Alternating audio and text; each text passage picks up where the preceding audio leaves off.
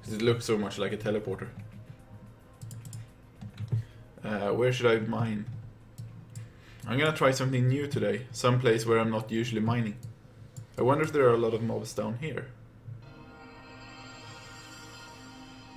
Oh, this is Corinth. Isn't this the newbie area? Yeah, there's probably nothing good there. So... I'll go to Livas. I have absolutely no idea what I'm gonna mine today. Or what I'm gonna find. I usually stay away from Eudora because I have better luck at Amethra, but... And if anybody is wondering what kind of music I'm listening to, it's music from the old project Entropia that was released in... Whoa. Okay, there are a lot of mobs here. I don't think this is a good area to mine. Ah, it's just an Estofil. They do have pretty much aggro range though. Even if they're not that dangerous. Ooh. I'll just randomly warp south and see where I end up. Oh, now I have 22 viewers. That's really neat, I mean. It was a long time ago since I spoke English as well. I mean, for this long. It's awful when I forget what some words are called.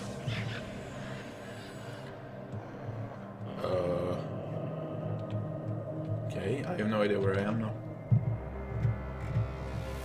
This song, which is now, was the death music in vanilla, whatever you wanna call it. So every time you died and turned into a ghost, this music appeared. And sometimes, sorry, sometimes in the start of the game, when you died, you turned into a ghost, then you could fly to your corpse and resurrect. No, sorry, to a revival terminal, I mean. So you could, if I died here, I could like travel all the way over here and resurrect at this terminal if I wanted to. It was really nice. But then they changed it so the ghost couldn't move, and then you had to get teleported to the nearest revival. And then again, it completely removed the ghost and just made your corpse lighter. Which is a shame, because I really love the ghost thing. Because you can never get stuck like you can do these days. If you died, you turned into a ghost and you could float away wherever you wanted to revive. So you couldn't get stuck like you can do now. Okay, final spam.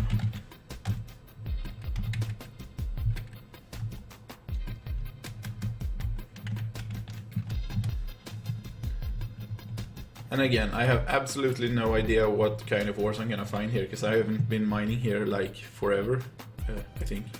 Whoops. I'm just gonna check that everything is... Yep.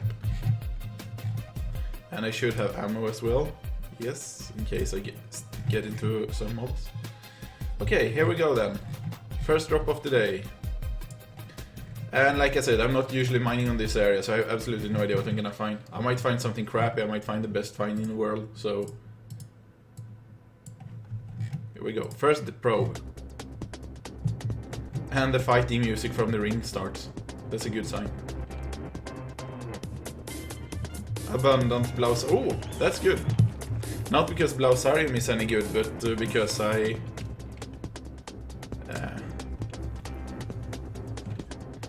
need Blausarium for my Blausarium challenge.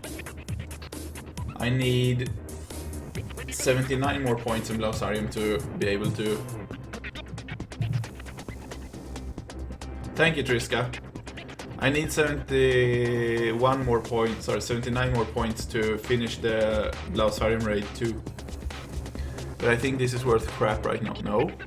This has to be a bug. Oh, Blausarium. Has Blausarium actually increased this much, or is someone messing with the auction? The Blausarium used to be like 105 or something. Yeah, this is the usual price I'm used to. And now my body starts screaming. Ah, here's the chat. Yep, there goes the Strash. I mean, comes the Strash. I was looking forward to that. Bad time to go mining.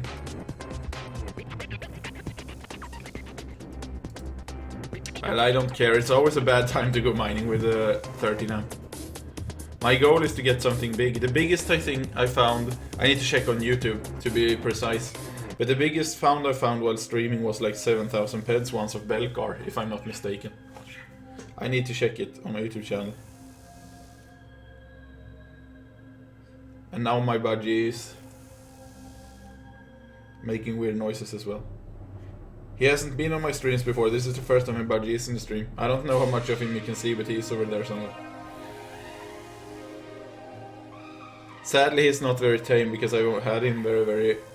Welcome back. Hello, Lena. I haven't had my budgie for a long time, so he's not very used to me. And if I took him out now, he would probably fly around the entire room in panic, so... But I'm gonna see what my Belka record was. Mina videos...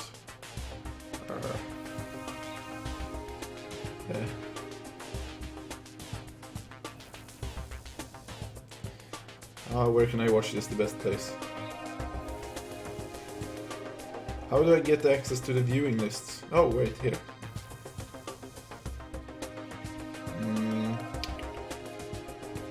Entropia mining, there's the playlist. I think it was run 7 or something.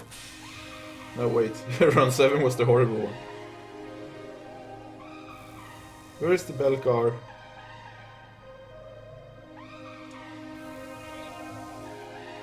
One day I will get the best streaming mining hit. I don't think I've ever seen you streaming, or maybe I have. I have a hard time remembering all of the people who's streaming all the time. Is the 5? Is this the one? Oh my god, I can't see what it's called.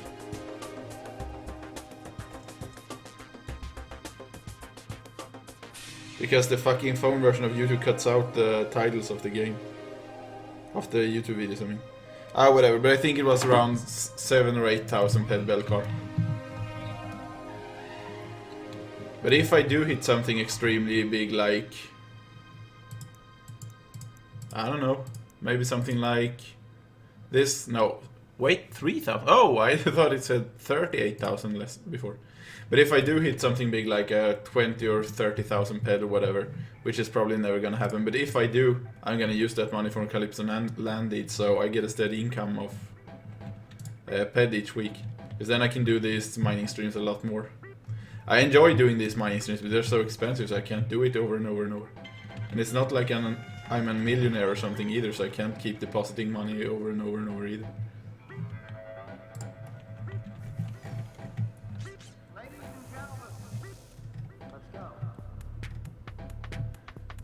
These Lysterium drills are the best parts of the entire stream.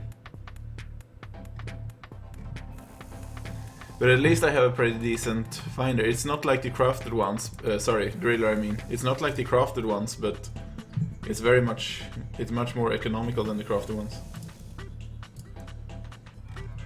It's Genesis Star Extractor, Earth Excavator 4. So the economy on this one is pretty decent. It hardly decays anything. It's not like the TT ones, which I used before.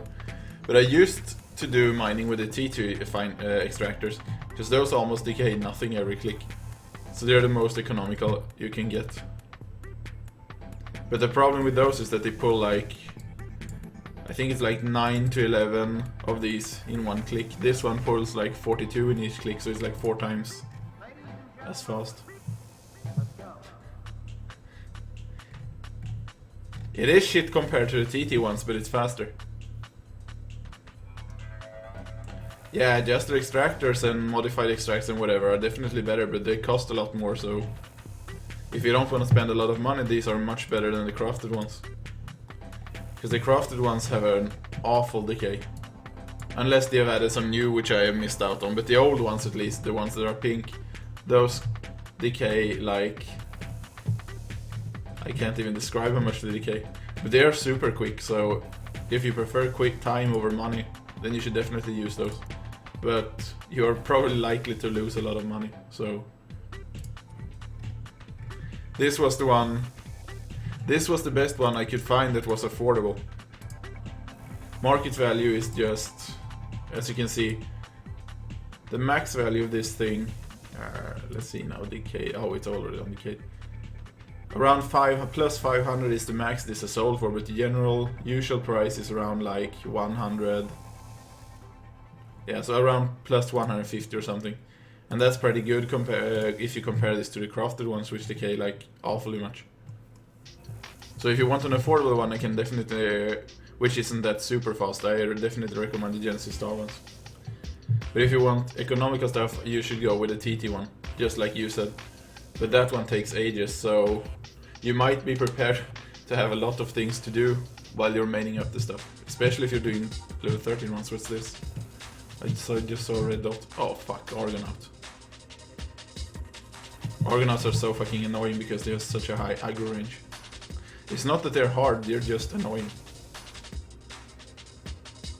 Because you can do your mining and an Argonaut pops up and then he runs and runs and runs and chases you all over this place. So you need to waste shitloads of money on killing it. It's obviously not like a Proton or whatever, but still. And now my bird is scratching himself against the mirror. I wish I could have my bird here, or like something he was sitting on here. But I need to get him more tame so he can come out of the cage. He has only been outside the cage. Well, he has been outside the cage a few times, but only one of these times he left the cage by himself. I had him here in the living room, and I opened the cage door, or whatever you want to call it, and all of a sudden he was like standing there looking out and was like super curious, and after a while he just flew around in the room, and then he crash landed into like every furniture I had while trying to land and stuff, so he isn't very experienced at flying. But it was really cool to see him outside anyway. I had to grab him in the hand and put him back in the cage after a while because he was like hyperventilating. But once he gets more tame, I should have some kind of stand here or something, which I could have it on when I'm streaming. It would be really cool to have my bird here while I'm streaming.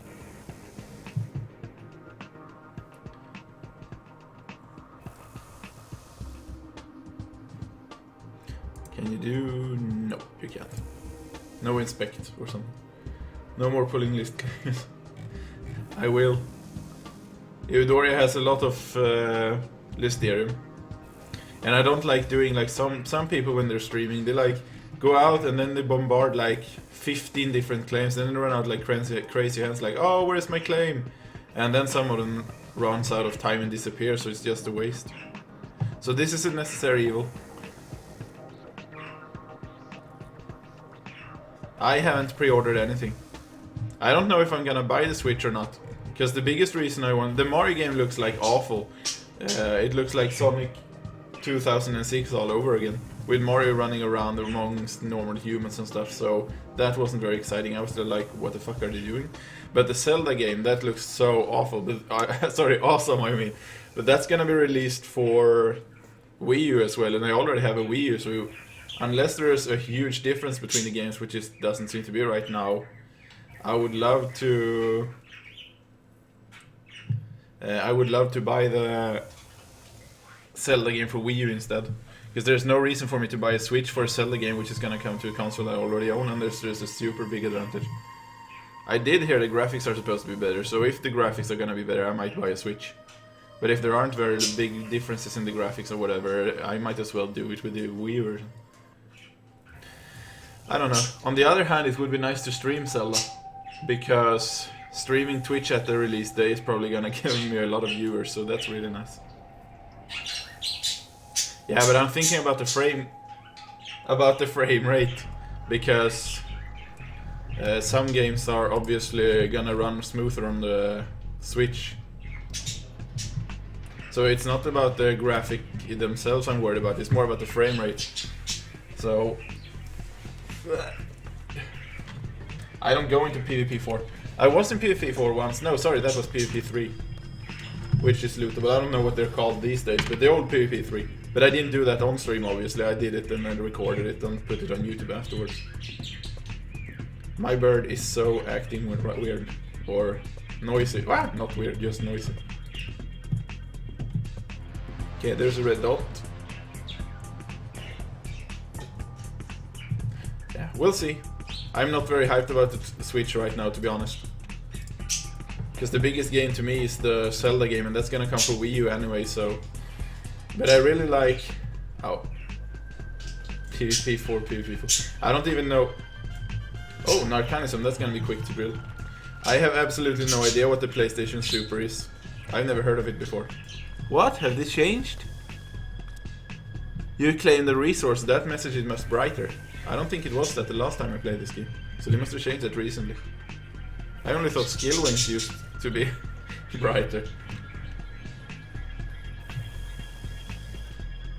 I don't think my bird can read the chat.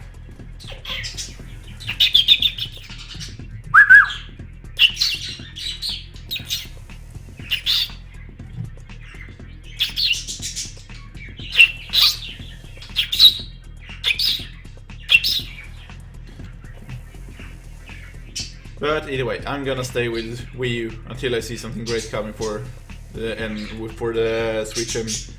I need to see more details about the Zelda game, because I'm not buying a new console just for one game. And also the big thing I like about Wii U is that Mario Maker exists on it. And as you can see, I have around 380 followers or something like that here, if I'm not mistaken. I can't see it right now, but I think it's around 380 followers. And from those 380 followers, I think maybe 100 or so, or 70 or something, are from Entropia. The other like 300 are from Mario Maker. Because that's a really great game to stream. Because partly you can torture streamers with hard levels you create yourself, and people can also send levels to you when you're streaming, and that's what makes it so good for streamers. So people can sit there and torture me and see me rage. I don't rage a lot when I play Entropia Universe. Unless an enemy gets like a super crit on me and kills me in one hit. Then I can get pissed off, but other than that I don't really rage much. But in Mario Maker I rage all the time.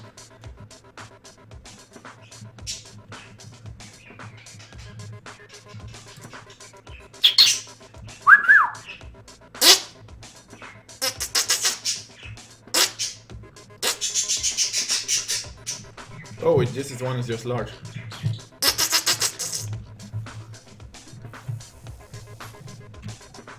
The large is better than nothing. What's the value of these? Oh crap. I thought Cumbris was at its lowest when I played last time, but it's been even worse. 200.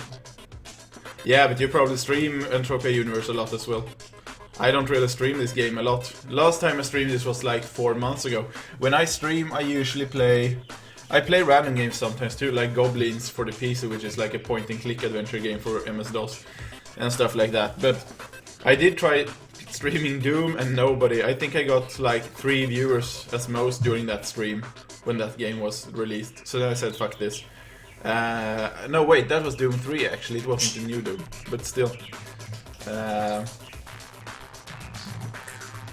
Yeah. So the biggest issue here is that I like Entropia Universe when you don't lose all your money. So I would love to stream that all the time, but I can't afford it. Mario Maker I can play, but my head, since you play on the Wii pad, my head starts aching after a while. It's very tearing from my eyes, so I can only stream like a few hours at once. I have made streams where I played almost the entire day in Mario Maker, but then my head has been exploding afterwards, so... but the biggest issues are that I mostly play Pokemon Go and World of Warcraft these days. And when I play Pokemon Go, I can't stream. I mean, there are programs to stream on your cell phone or whatever, so that would be really cool. But I don't have infinite broadband, so it would like eat all of my broadband connection, and then I would have nothing left to surf on. And I have a capture card for my Wii U, so that's how I stream it. I have, what's it called again? Whoa, what's this? Ah, here you. Oh, which size was that? Was it a Proler? I don't do... No, it's not Elgato, it's the other one called Avermedia. I have an Avermedia capture card. So that's what I use to stream. So I plug the Wii U into my computer and then I get the picture in the computer. But either way, I play that and I play World of Warcraft. In World of Warcraft, it's almost impossible to get noticed. So that's one of the reasons why I almost never stream it. And the second reason why I don't stream World of Warcraft is because it bugs out all the time. So sometimes when you zone to a new area, the game kind of glitches out, so it doesn't find the picture anymore in my streaming program. So it just turns into a black window with nothing in it other than blackness. So then I have to restart the entire streaming program and restart my stream and everything, because restarting, changing the windows in the program doesn't work, or refreshing them or whatever. and restarting the game doesn't work. The only thing I can do is restart the entire stream, and that's like super cumbersome. But I haven't used the capture desktop, so maybe I should try that when I stream World of Warcraft. That might work better. But it still doesn't change the fact that there are so many people streaming that game that I wouldn't be noticed anyway. Capture to start. Stream later with capture. What? What do you mean? What do you mean stream later at capture? I haven't read anything about that, so I have absolutely no idea what you're talking about. But anything that makes things easier to stream is obviously good for people who play. Oh.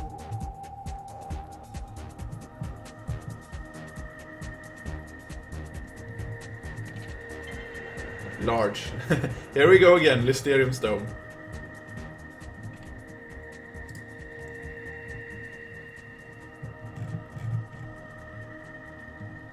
And this is the reason why it lasts. Even if I'm using... I might buy some additional amps, because the buyer said he was gonna be online for a long while. Oh shit. So... Oh, so it's basically like Fraps. So Switch is basically gonna work like Fraps. So you're gonna record a screen and then you upload it afterwards. So it's not exactly streaming, it's more like uploading game footage or gameplay.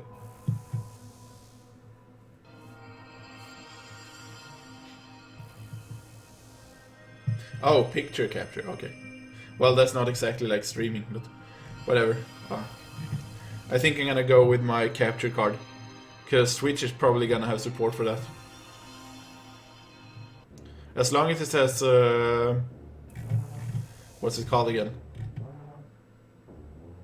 As long as it has support for the cables, for the HDMI cables, it shouldn't be a problem. Because this card is compatible with everything with an HDMI cable, from what I gather.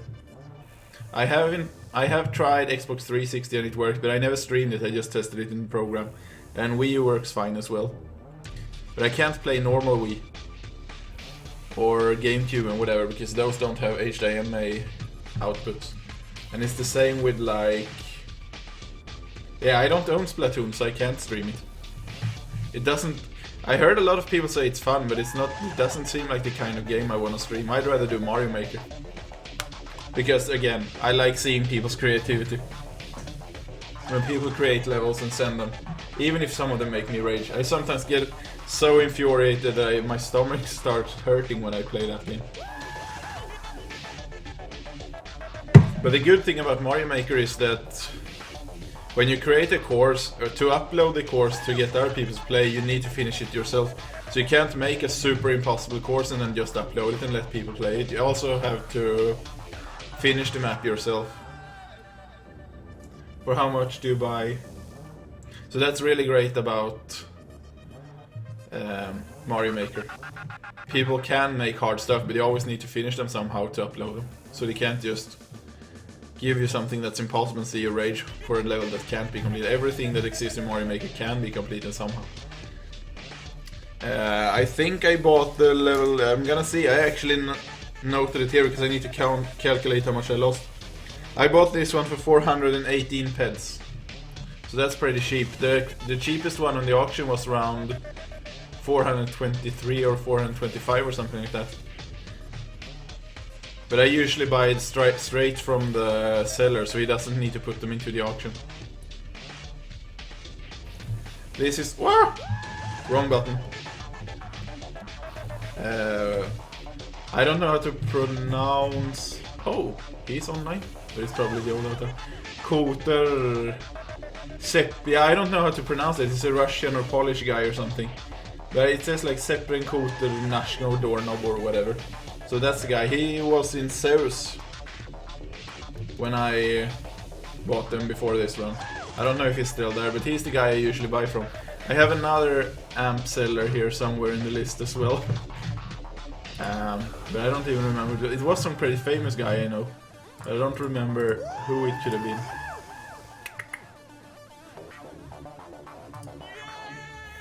I have a lot of people here I could probably erase because I haven't seen them online in years. But they have a little bit of nostalgia. Ah, there, Maximus Alive, Good Evil. That's the second one I buy from. But I usually buy from the Russian guy. And if it's not online, because he's usually cheapest. And if he's not online, I try the other guy. And as the last solution, if none of those two are online, I go to the auction. But those are usually a few peds more expensive. It's no astronomical sounds, but it makes up in the long run, so... If I save like 5 ped per amp, I save 10 ped on a run, and 10 ped is always something. So I hope that was a good answer to your question. You should seek this guy out, because he usually offers pretty cheap prices compared to the others on auction. If you buy directly. Because he don't need to pay the auction fee if you sells it to you directly, and that's the reason why it's always cheaper to buy straight from crafters than buying from the auction.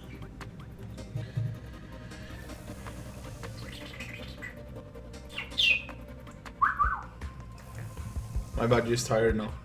Koter?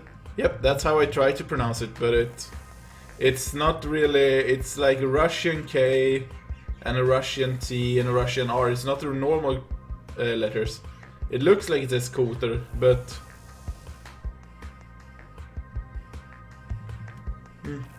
Yeah.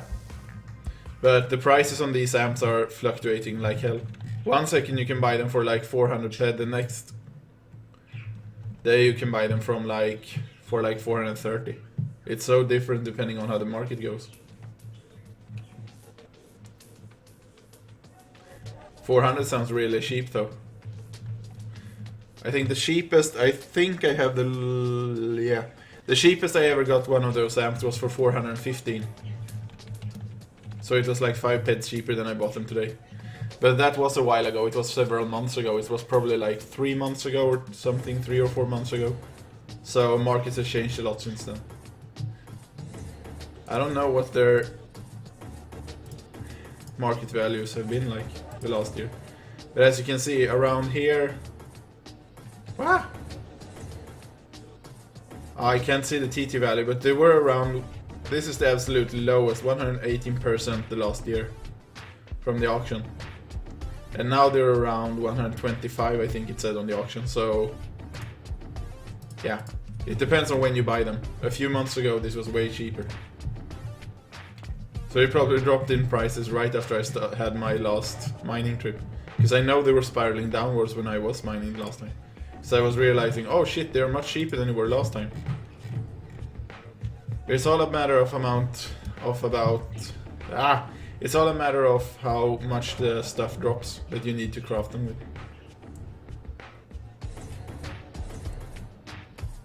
Move product? What do you mean move product?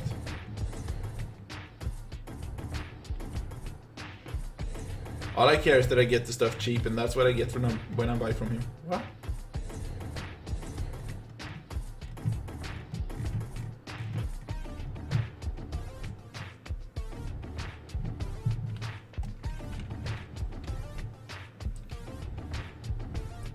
Okay, here we go. Another drop. Oof. I'm starting to get close to... I think I'm gonna hit some.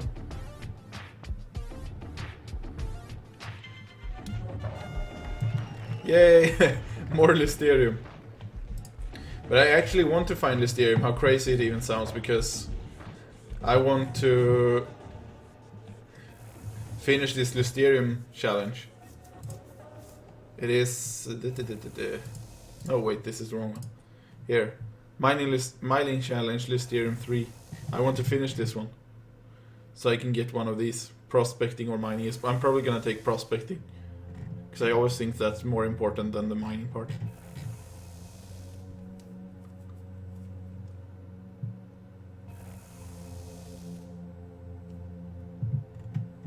Yeah, and not a lot of people are that high in the crafting. Especially not the people who started now.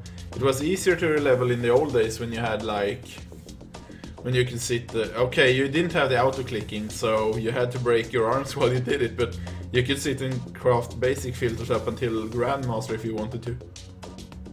Stomach stays... What? And going north? Oh. He was talking about something else.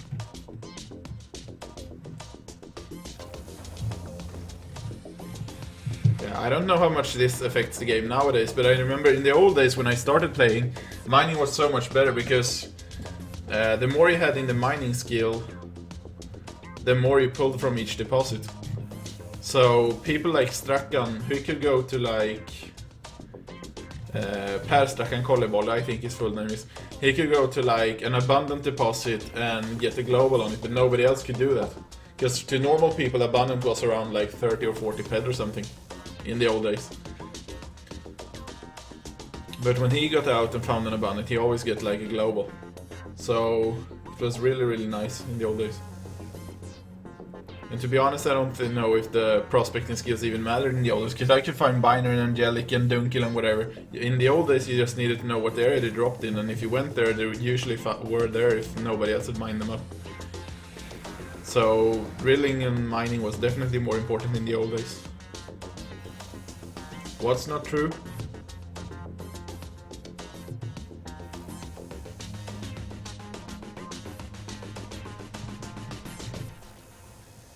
It is true, I know, because after a while I was mining a lot back then as well, and after a while I started to get more every pull. So I got like one extra stone over here and there. And that's the reason why my mining skills look like they do. I have like 2,957 in drilling, and extraction 2,000, but and mining 3,000, but my prospecting is like, okay, it's 3,000 now, but surveying 2,000, because it's way slower to get in prospect and survey before. It was almost impossible.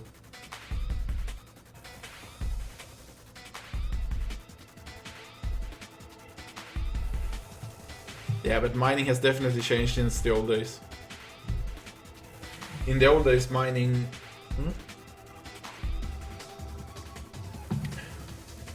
What are you talking about? This has nothing with cycles to do, this has with deposit sizes to do. In the old game you couldn't get globals on the abundant ones. I started playing in 2003, and they changed it like 2 or 3 years in, I think. Because I couldn't get any globals from abundant deposits. I had to have a like, what's the next one? Is it Great, which is the next one, I think. I'm sorry, I don't remember the deposit size. But after abundant, I started getting globals. But anything that was abundant was impossible.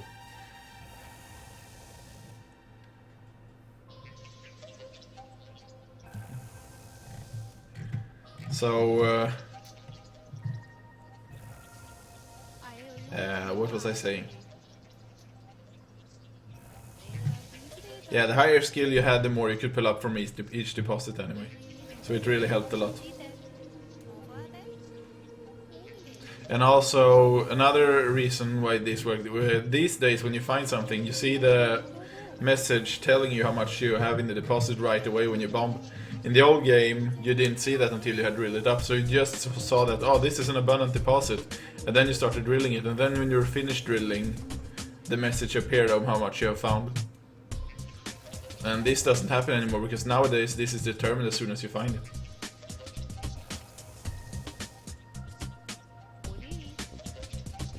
But then they fucked everything up, because then they decided to change the mining system totally. And after they changed it so you saw the result as soon as you dropped the probe, that's when loots got worse. Or skills mattered less, I should say.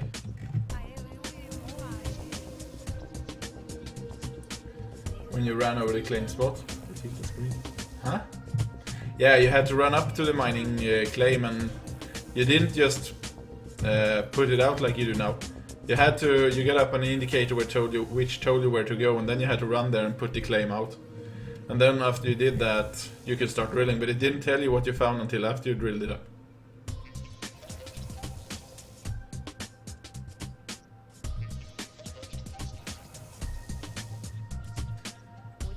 Can you explain why Strachan could get globals on abundant deposits while nobody else could, when he had such high skills? Because that doesn't make any sense if they didn't change anything.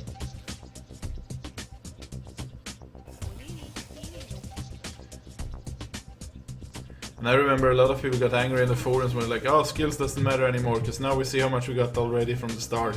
And Strachan complained that he couldn't get globals on the same deposit size he used to have or whatever.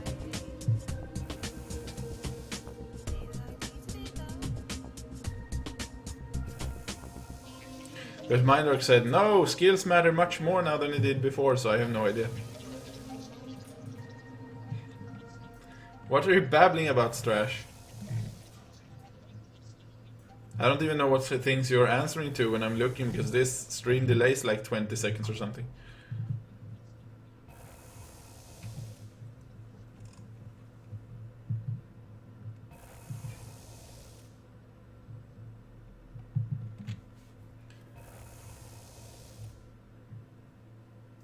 Oh, it's finished. And I can't run.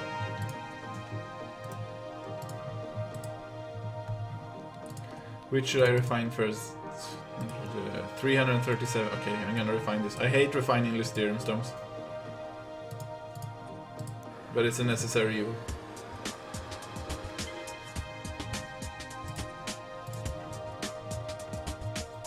Could be true, because Strakan had probably had better tools than we have. So it could have been the tools instead of his skills. But I know that he was like the top miner. He could get abundant deposits bigger than anybody else could, so something has definitely changed. I don't know if it's the skills or if it's the tools, but something definitely happened. Because they changed it later, so he got the same kind of deposit as everybody else. And Mindork was like, oh, this is much better now, skills matter more now, but they didn't. They just screwed everyone over.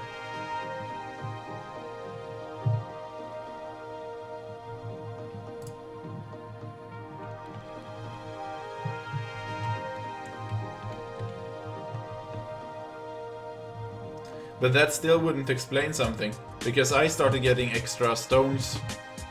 Normally you could only, for example, Belkar. I'm just using an example, I don't remember exact numbers, but say you can only pull 1 to 3 stones normally. After my skills rose, I started pulling 1 to 4.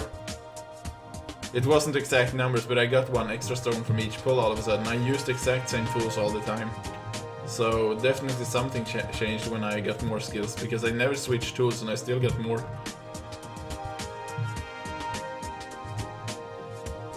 So if your theory is that the tools only created more stones or whatever, that wouldn't make any sense, because that wouldn't have affected me.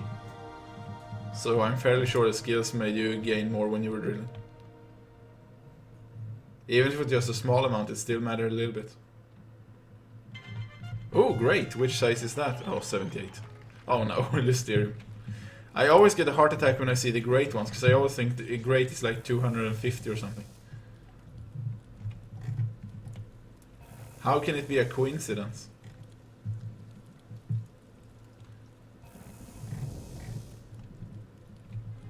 Nobody else had that. I remember talking to people about it. Oh, I've unlocked the ability to drill more stones, and they were like, oh, congrats, because they couldn't get that many. It's not like you suddenly just start mining more stuff out of coincidence.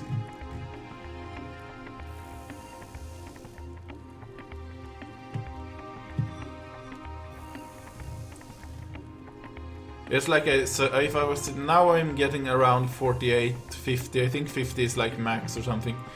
So that's if I was sitting here drilling stones up to 50, and then all of a sudden I started drilling 70 out of nowhere.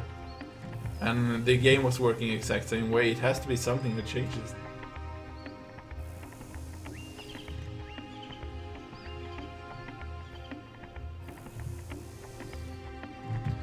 What were your skills back then? Did you have like huge skills in drilling and mining or something? Because unless you've gotten far enough in mining that you won't notice a difference. I mean, it took a lot. I had like 2,000 or something in drilling, because I usually did N matters at that time. I hardly ever did ores, and then I switched over to ores instead. But during that time I was doing N matters, I got like... When I was around 1,800 or 2,000 or something in drilling, I started noticing more stones, and it didn't come until then. So I had to do a lot of mining before that happened. So even if I had been like monitoring the first 1,800 skill points or whatever, I would still have gotten around the same results, because I didn't start pulling more until after that. So you need to take into consideration what skills you had as well.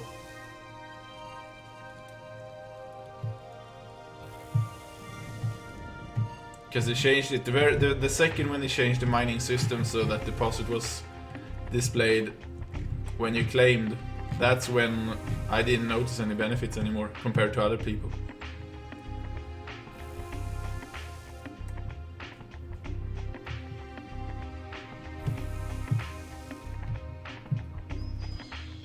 ...2006. I played back in 2003. I think you must have played in the new mining system then. I started playing in 2003 and then I started mining somewhere in 2004. And I think they changed the mining system in like 2006, 2007 or something like that. Or maybe I remember playing like 2 or 3 years with the old system and then they changed it. So, and I did most of my mining in that. Yep, I had to run over the claims as well. And the claim rods looks different, it didn't look like this either. It was just like a pole with something glowing up on the top. It looked really cool actually. I kind of liked, even though they were very simple, I kind of liked the old design of Project Entropia. Because this doesn't make any sense. I have a spinning tower full of plasma and I'm shooting plasma at it to drill up stones. What? In the old game, you just had a like metal pole standing up, and then you went there with your extractor and you heard some kind of drilling sound go, which was really cool. It sounded like someone like dragging up earth or something. I love that sound effect, which isn't in game anymore. Now it's just. So this way of mining, which is now is. I don't remember which size 13 is, but yeah, they were much smaller back then. An ample deposit then could be like 8 ped or something. Nowadays they are around 20 ped if I'm not mistaken. Or 16 or something. They're way bigger now anyway than they were when I started. And hello with Cressy. And yes, deposits were definitely in veins. Believe me, they were.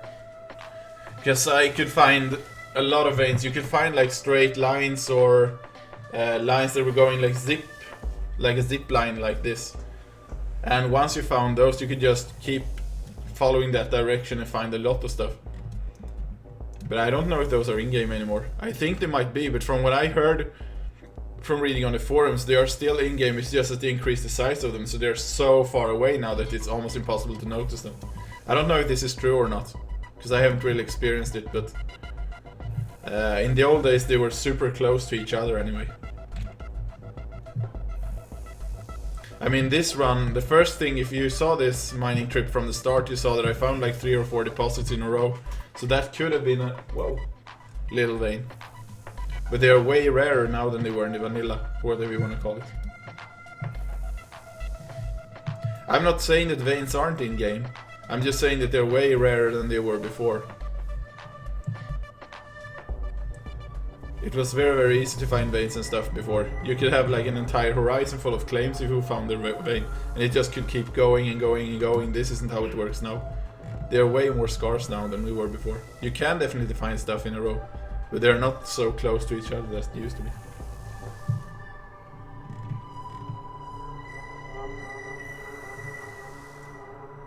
Like, I could find a new claim over here, then I can find a new claim over there. I can find like, from here on up until this little cliff here, you could find like 3 or 4 deposits because they were so close to each other.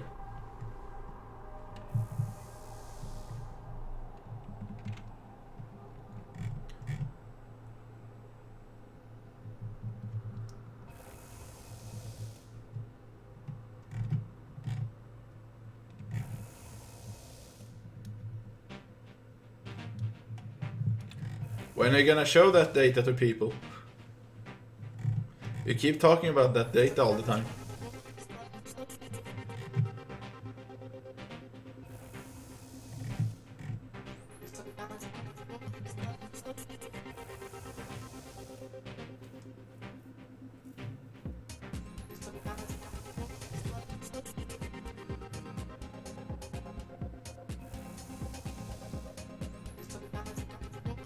But anyway, I did a lot of mining, so I definitely noticed a lot of differences in mining now to back from now how it was in the old days. But I think the biggest reason is because they changed the claim size. Nowadays, things are much larger. And once they changed that, they also made them more spread out. Because in the old system, deposits were very small, but they were much closer to each other. So if you found one, you could usually bomb around you and find a lot more. You can do that still, but it's way rarer, and they're not so close to each other.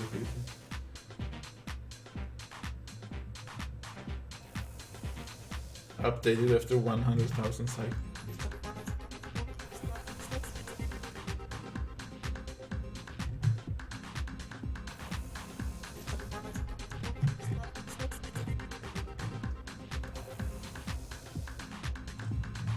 It was also way easier to break even or profit in mining in the old days as well, because these days when you want to know the markup of something, you can just do like this, market value, poof, there you have the market value. In the old days this wasn't possible, so you had to know what everything sold for. So if you worked as a trader, you could just stand in a town, you could buy, like I used to do that, I used to do some trading to gain money when I was a noob. So I could stand in a town, I could buy binary or dunkel, say binary for example. I had a buyer who bought it for 600 person because it was worth a lot in the old days. And I used to stand in Twin Peaks and whatever, or other cities, and buy that for 300, 350%. And people had absolutely no idea what it was worth, just because there were no graphs and stuff. So I could stand there, buy things super cheap, and then sell it a lot more expensive. And I knew this crafter, and I was so heartbroken, or whatever you want to call it, because when he decided to quit the game, he was like the only person on the server, or sorry, in the game I mean, that bought binary for 600%. So when he stopped buying it for that much, nobody else bought it. So I was sitting there with a lot of binary in my storage, and I was like, okay, who am I gonna sell this to? So I had to get rid of it fast and sell it for a little bit cheaper. But I really hate the fact that they added this these graphs where you can check the values of stuff. Because after that, all things in the game, especially the minerals and end matters and whatever, plummeted like this. Everything like wool started dropping more, so that's one explanation. But wool sky dropped like, what did I fucking say? Sky drop. It though like down, no value. Same with Lysterium. Lysterium was never too valuable in oil, but down. And oil has much more use now than it did back in the days, because now we can use it for vehicles. But on the other hand, the explosive blueprint has kind of ruined the game, so... Oh, what happened now? And to answer your question, I don't really have a favorite Zelda game. All of them are good in their own ways. But my three favorites are definitely Twilight Princess, and I know a lot of people hate that game, but I don't understand why, because it was very dark and I love that about it. Ocarina of Time and A Link to the Past, I think. But I like Majora's Mask too, it's just that Majora's Mask gave me such a bad, horrible first impression. Because the first time you leave the village, you go out into the world, and the first fucking thing you see is a blob with a clown face on top. And you're like, why am I fighting a clown blob? And that made me take the entire game unserious. And also Tingle, he ruins the game as well. So you had a fucking clown fairy floating around in a balloon, then you go outside, you see blobs with clown faces, and you're like, what the fuck, this is not a Zelda game. And I was so pissed off, and that made me literally lose the entire feeling for that game. If they hadn't had any of that in the game, I would probably never have complained. And I would probably have loved it as well. But those clown faces and Tingle ruined the entire game for me. If those hadn't been present, it would have been a much better game. You're plasma weapons engineer, okay. That makes sense. What's this? Frukt? En fråga så blir högen mycket.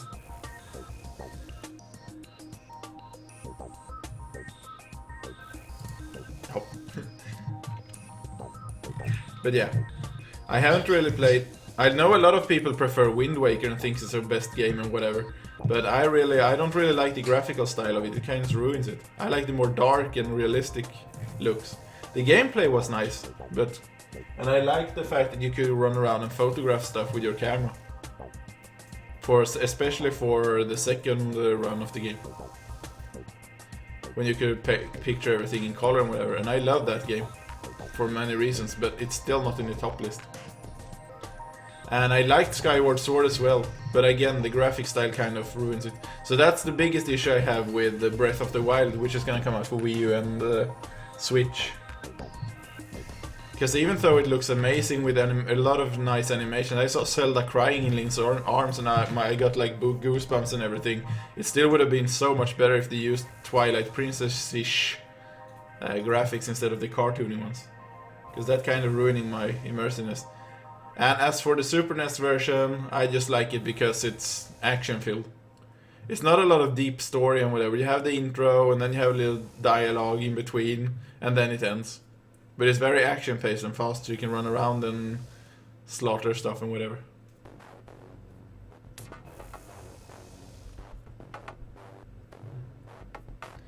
I think Ocarina of Time, but Ocarina of Time is probably the one that gave me most feelings or whatever you wanna say. Because 3D games were relatively new at that time when the Nintendo 64 came out. At least real 3D. It was like Quake, Super Mario 64, Zelda, and the Zelda game was so huge.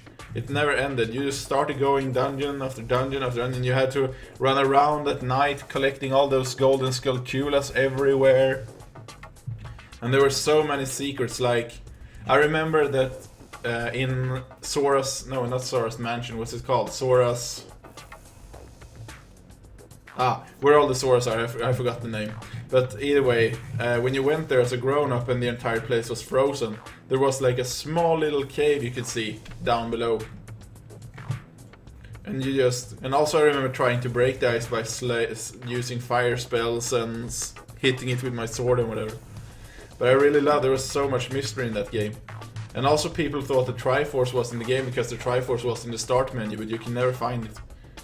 So that's probably the one I like the most. But the Super Nintendo one is the one I played the most. I finished it like 5-6 times or something, maybe more. But that's because it's so short and action-filled, so it's pretty easy. You can finish it like, if you know exactly what to do and don't die a lot, you can finish it like 3 hours or something. If you're just running and doing whatever you could. But yeah, I think Ocarina of Time is the one that gave me the biggest impression. I don't know how I would feel playing it today though, but it will probably make me feel a lot as well because it has so much nostalgic value to me.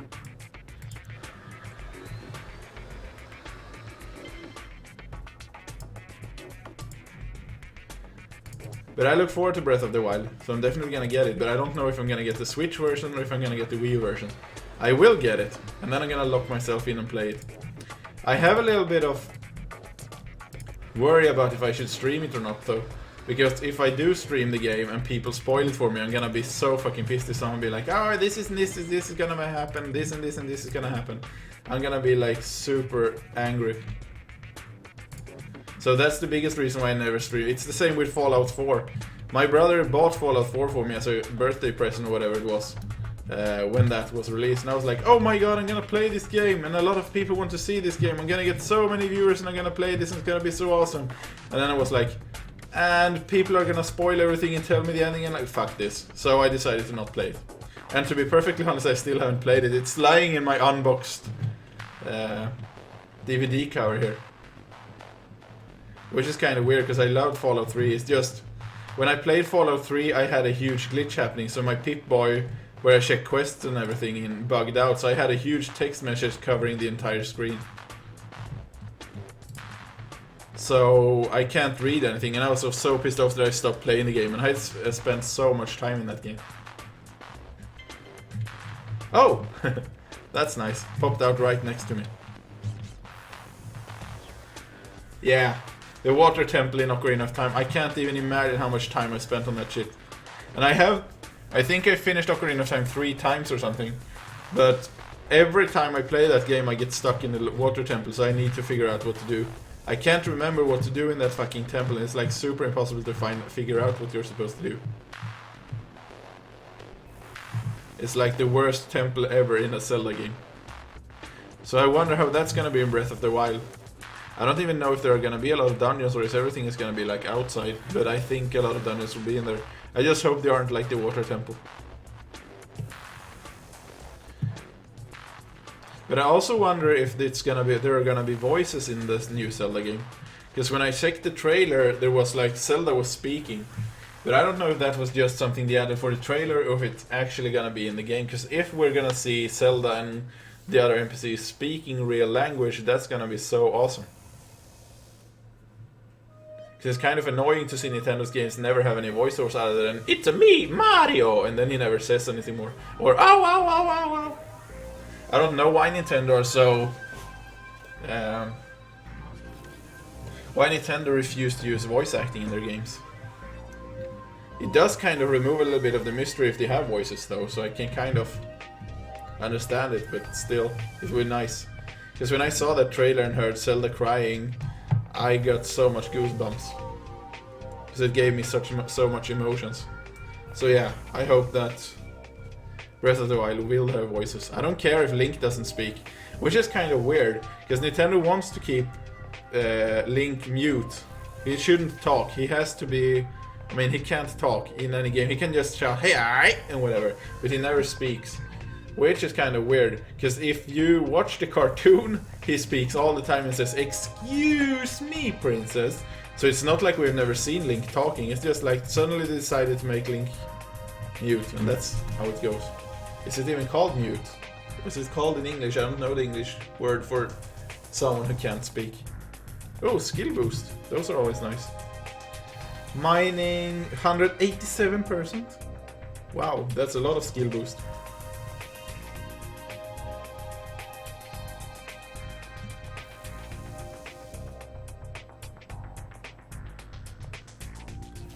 How long is it gonna last? 5 minutes. I don't even remember seeing something that high. But then again, I haven't played this game in a long while, so they might have remade the mining... what do you call it? The skill system. But a 187% boost seems like a shitload of mining skills. I could swear those used to be like 20 or 30% or something. But it may just be me, because I haven't played this in such a long time. How are my skills going anyway?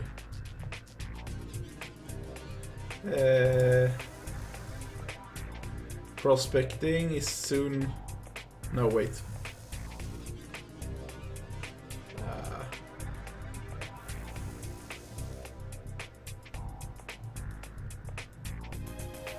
What's the other one called? Oh yeah. There we go, 3000. It's pretty much... Geology is the one that's probably gonna ding the next.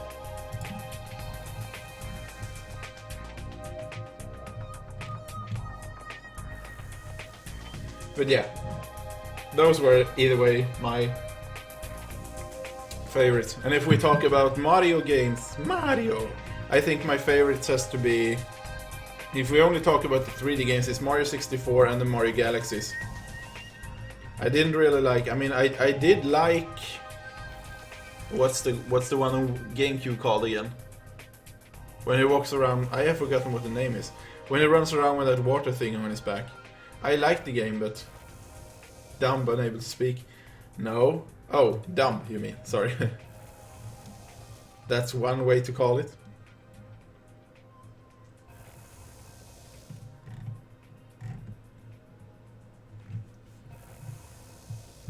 That sounds dumb. No, but I liked... What the fuck was the one called for GameCube? This is bothering... Oh, Mario Sunshine, that's the name. So, yeah, exactly. And I just saw it in the chat now. So, yeah, I loved Mario 64 and I loved... the Mario Galaxy games. But I didn't like the Mario 3D or whatever it's called for Wii U very much. And the fucking last level in that game, it's so awful. I liked some of the level designs in the new game for Wii U, but... I don't know. I prefer the free movement you had in the Mario Galaxy games. The other newer ones feel like you're just running around in a square box with a camera that's like angled. It doesn't feel so free as the other ones. That's one of the reasons why I kind of like Mario Sunshine as well, because that also felt free. Because you could control the camera much and whatever. But it just... Yeah, but I'm not talking about Luigi. I actually never understood the craze about it. I tried Luigi's Mansion and I finished it as well. But it just didn't seem like a super impressive game to me. Mostly because there was no jumping, you were just walking around with it, whatever. Abundant Listerium. Even more Lysterium. How is my Lysterium going? Oh! I only need 2 more points. And then I can hand that in.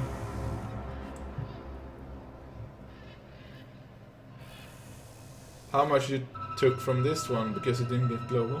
What? What are you talking about? Oh, you mean from the large one? Sorry, I didn't check, so I have absolutely no idea. But large ones are usually profit anyway, so... I think, if I'm not mistaken, I think you need to find ample or less to lose from one drop. But I might be mistaken because I haven't played this in a long time, so I might be mixing it up with something else. Maybe it's sizable.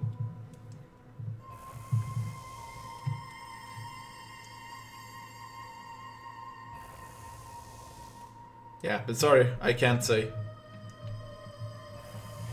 But large ones are usually around like 40 or something. 40, 45 something is usually pretty common. It's straight below the global limit. And that's something I kind of think is weird. Why can't we get a global when we get 40 ped Lysterium, which is a crap mineral with low TT value, but someone who is killing an Argonaut with like, or maybe like Fugabaraba with 9 ped, that's considered a global. What? I remember I hadn't played this game for a lot of time, and when I played, 50 ped was the minimum to get a global on every creature. Then all of a sudden I came to this play a long while ago, and I played, and then I saw like, blah blah killed a Fowler worth 13 ped, and I was like, why the fuck did you get a global from a foul? Yeah, I want to see a Hoff too, believe me. But at least I've had a pretty decent return rate today. There has been times when I've been doing these runs and I've been getting like maybe 4 hits on an entire amplifier. So I'm definitely having pretty decent luck today. I have 300 peds only in Lysterium. And yeah, so I have around, what is it? Alright, I have around 450 ped back already, so I've already reclaimed the first amplifier. And of course the probes as well, but I think I'm breaking even so far on the first one. Which is pretty neat. So we'll see. I'm having a good feeling right now, so unless my luck runs out and I start losing everything, that usually happens, I might get a Hoff for Global or something bigger. I used to print screen before the amplifiers were in game, and then before I started playing with them, I always used to print screen when I got a global. But needless to say, I don't do that when I'm using level 13 amplifiers. So I was like, oh, I got a global from this Belcar, oh, I got a global from this, blah blah blah blah, and I was always sitting like this, print screen, print screen, print screen.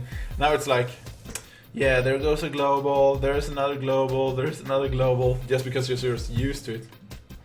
Yeah, Lysterium always has a bag markup, so it's not like I'm excited. But it's still better finding Lysterium than finding nothing. I'd rather get like 500 ped Lysterium than 0 ped out of nothing else, or 10 ped. I mean, if you can choose between getting like 200 ped iron back on a run or 500 ped Lysterium, you obviously take the Lysterium. It doesn't seem to be too shabby anyway. 105% is better than it can be. Sometimes it's like 102%, whatever. That's the same with oil. Why I don't like those. Oh, and I just realized your name was Mario Lottery, not Mario Lottery. I thought it said lottery before, so I was like, what the fuck? Is this a lottery page or something? What's Lority means? Or is that a real name?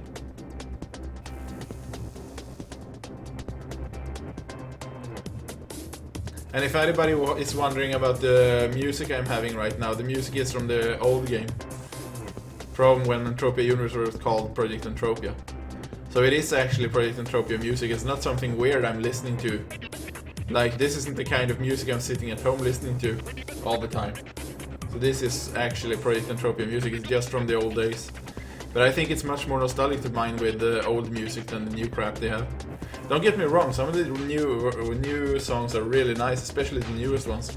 But there is the good music at the start of the game, when it was new, and there's the good music they have now, which is very cinematic-like and whatever. And then in between there's so much crap when it's the ultimate power, down, down, down, and stuff. And you're like, what the fuck are you thinking? So I don't know why they went from super good music to horrible music to decent music again. And I was like, what? So they definitely had some really bad compositor or something in between there.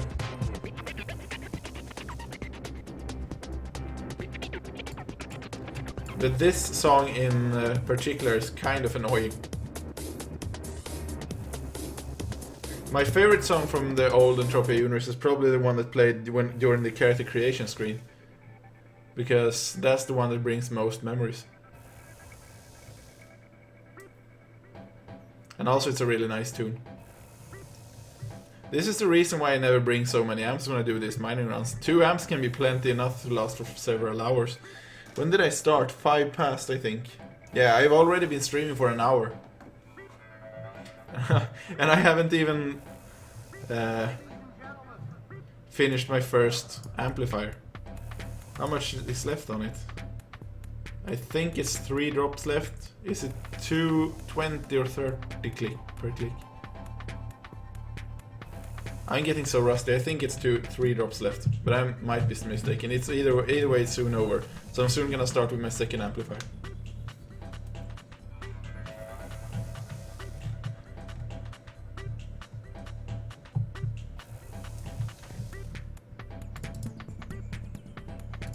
Wait, does anybody remember how much I got from this global? Or is it still here?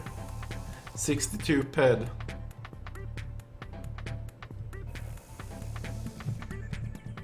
So I can probably check how much I got in the last one, since you asked.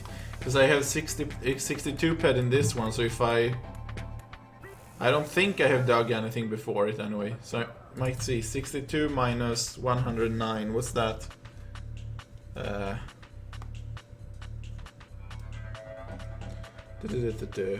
109 minus 62, 47, yeah. So it's around 47, 48 or something on the large one I found before.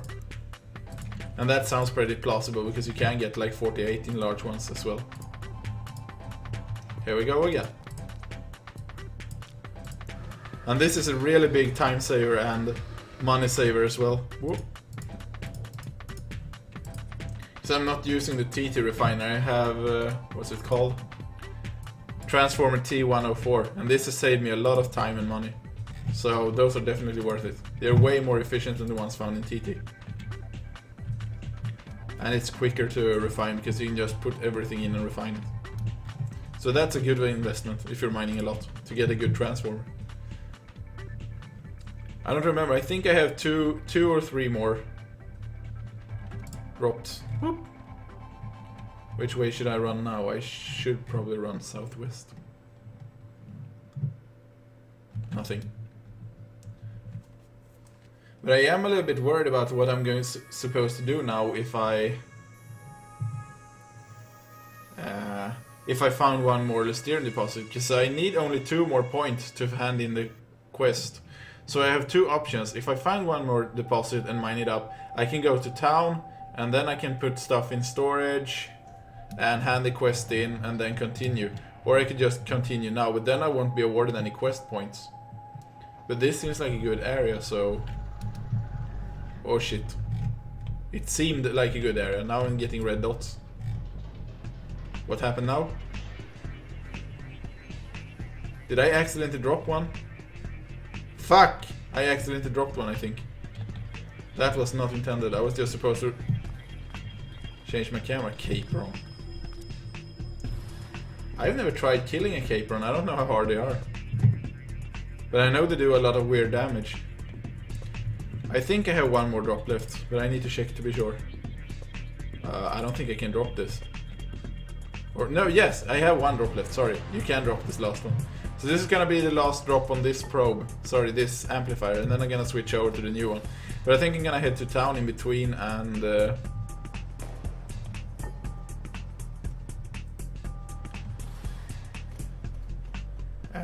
drop some stuff. Or I might wait until I get the Lysterium deposit. It is even better. So I can drop a few probes first on the new one. Unless I get Lysterium now. Whoa, I got Lysterium. That's great. Then I can return to town after this drill.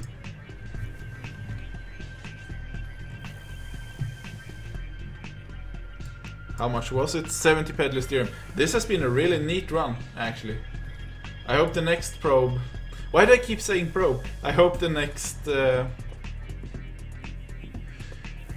amplifier is gonna be just as good. Because then I'm actually gonna profit on this run. So if we have 70 ped on that one, let's see now. 59, I'm gonna do a quick calculation on how much we've got now. Say 59 plus 53 plus 45 plus 403, and I have 560, and I also have 70 which I'm currently mining. So right now I have 630 ped minerals, and I wasted 418 for the amp and about 30 for the probe and some. So including decay and stuff, I'm probably around 150 roughly profit right now in TT values. And then if you add some markup, I'm even more profit. So I'm actually having good profit this run. But I am having so much... how do you say beslutsångest in English? Decision angst. I really don't know if I should keep going now that I seem to be lucky, or if I should return to town and dump my stuff and hand the mission in. Because I'm worried that the deposit is gonna become worse if I leave this area and come back. This might just be something that I made up, or whatever you want to say. It might not even be the way it works. But I've always had the illusion that if you have a good run, you should keep doing it. Because if you go away from here and come back later, it might be crappy. So I'm having so much beslutsångest about how to do this. I really need to check out what beslutsångest is called in English. That's the good thing about cell phones. You can always check it. If you want to say something in another language, you can just go Google it on Google Transfer. You can just Google it on Google Translate, I mean, not Google Transfer. What did I say now? Beslutsångest, yeah, that's the one. I don't even know if that word exists in Swedish, English. Decision anxiety is what I got when I googled it up. I don't know if that's really a real name, or if it's just random. And I also have a really hard time determining what I'm going to do after this stream. I could play some World of Warcraft, or I could go outside and play Pokemon Go, but it's cold like fuck in Sweden right now. So, oh fuck! Helvete! This can't be good. Don't these things have like super much health? Ah, okay.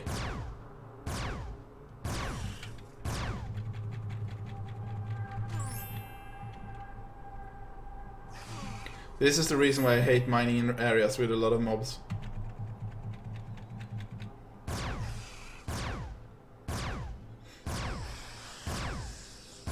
But at least I have some pretty decent evade, so it should help.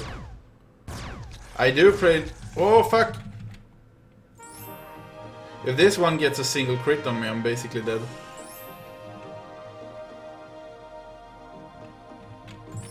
I used to play LoL a little bit, but I'm not very good at it. But it's mostly because a girl I knew wanted me to start playing it, so I did. But I didn't find it very addicting, so I didn't play it a lot. And also I didn't get many kills. I was more the person that kind of fed everybody with... I was a feeder, that whatever it's called. I just fed the other team. I did take out towers very easily though, so that's my strong point, but I was taking too many... What? What the fuck just happened? Oh, it was two loot windows on top of each other. You just looted shrapnel from a creature. Can be found on all creatures on Calypso. You can find shrapnel in the materials tab in your inventory. You can... I have no... apparently I have never looted shrapnel before. Since this update when they added this info.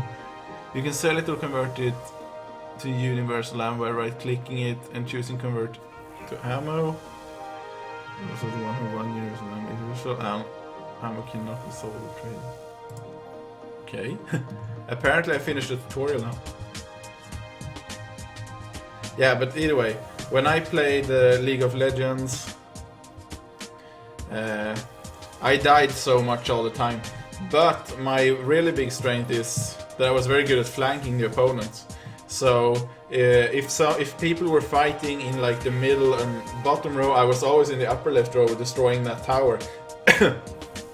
And when they went there to defend the next tower, I ran away and they were confused, where the fuck is he? And I attacked another tower, so that was my biggest strength in League of Legends.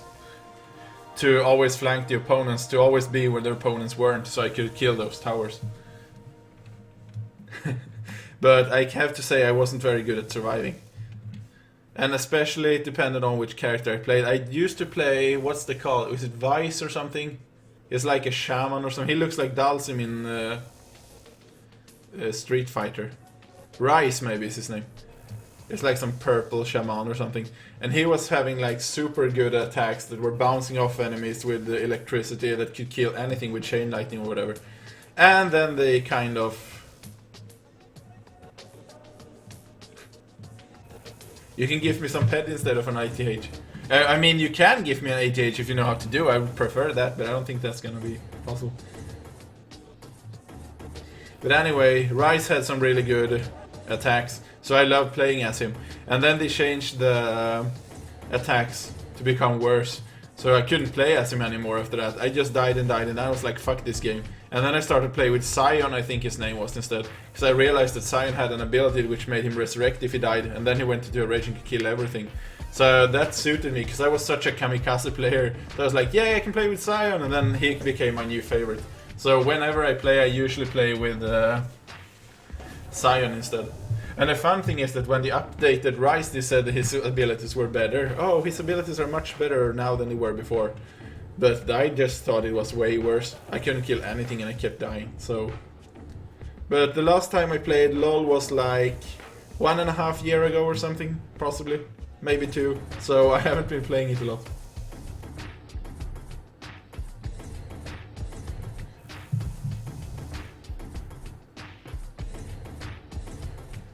Wait, what? What the fuck are you talking about? Are you talking about League of Legends now, or are you talking about Project Entropia? I mean Entropia Universe. Oh wait, I forgot the message. Sweet, get back in the game, I wanna kill you. Oh, okay. You're talking about Entropia now, I thought you were talking about League of Legends.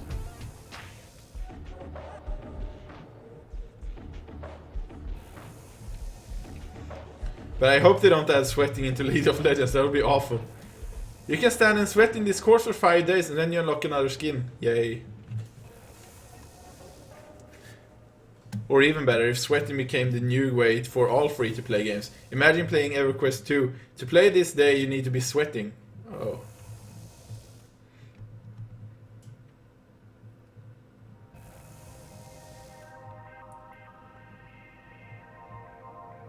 Ah, okay. I thought we were talking about League of Legends. So I was a little bit confused when we started talking about sweating all of a sudden. And I don't think I would be a good streamer at League of Legends either, because people just complain on me and say, you should do like this, you should do like that.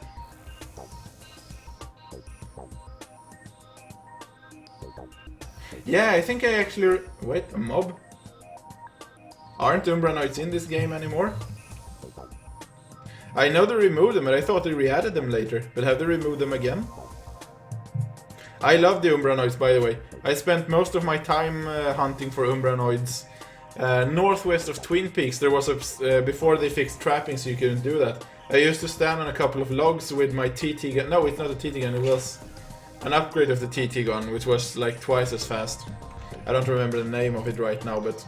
Either way, that's how I played. I was standing on that log shooting Umbranoids for days or weeks, just to see my skill rise. But it's very cost effective compared as opposed to now. Oh, okay. I thought they added Umbranoids back into the game again. So, I thought they were still in-game. That's weird, because those were pretty fun to kill actually. And they looted. I like that they added hairspray to them as well. Thank you, Striple. For the phone. Yeah, I enjoy mining, but it's a little bit slow sometimes. So I usually mine like a few days in a row. It depends on if I'm using high-end. I mean, I enjoyed mining a lot without amplifiers, but ever since I started doing these Twitch streams with level 13 amplifiers, I have kind of gotten bored of normal mining, so now I always need to use amplifiers when mining, otherwise I get bored. But yes, I do a lot enjoy mining. It's just a little bit slow when you just have to stand and drill everything up. I wish you always got a tower instead. Or whatever you can call it, so you can just drill it up instantly and get the skills and move on. That would probably fuck up the economy pretty bad though. Because everybody would just go there, claim, and go away. So there's probably a good reason why it takes so much time to drill everything up. So it would be chaos if everybody could drill everything up at once. Then we would have like a shitload of minerals in a few hours. So, but still, that's the worst part about mining. I love the going around dropping your probes and getting a heart attack every time I find something great. But I hate sitting there waiting while I'm drilling stuff up. That's absolutely the worst. And the game doesn't have any good alternatives either.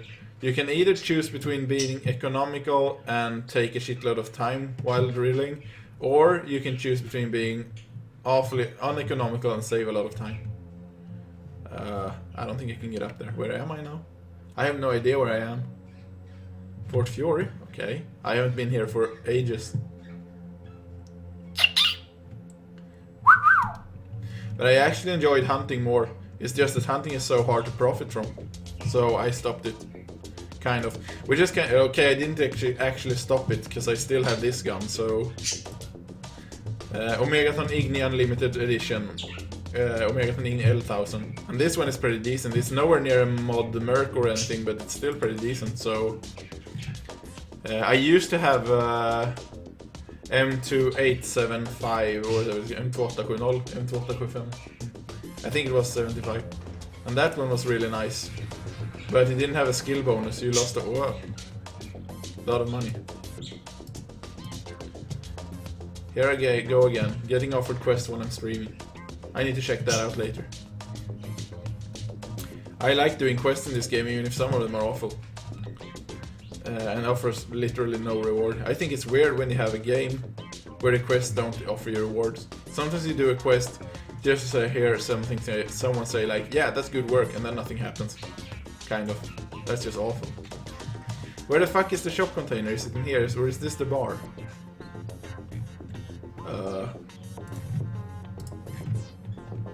Weird.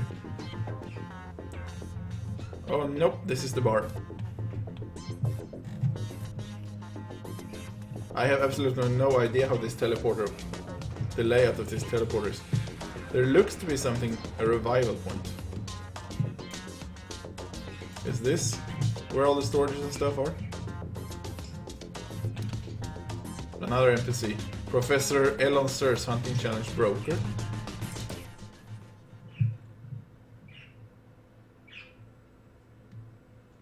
Koki Busagi. Oh, okay. Isn't that the one that's bugged? No, it's the ring event which is bugged. Oh, great, storage. That's what I wanted. Okay, now. There's some poop. No! Okay, I need to move the poop downwards. I hate how this works. I wish there was a button to just expand the inventory so you don't have to do like this when you want a bigger inventory. Okay. But this is a neat feature. This didn't exist in vanilla. You had to click everything manually. You couldn't group mark stuff. Okay, that's great. Now I can go back out. No, wait! I almost forgot the most important part. I need to hand the mission in. Why didn't I go to Twin Peaks all? I totally forgot about the mission now. I was like, yay, I'm gonna dump the stuff into storage.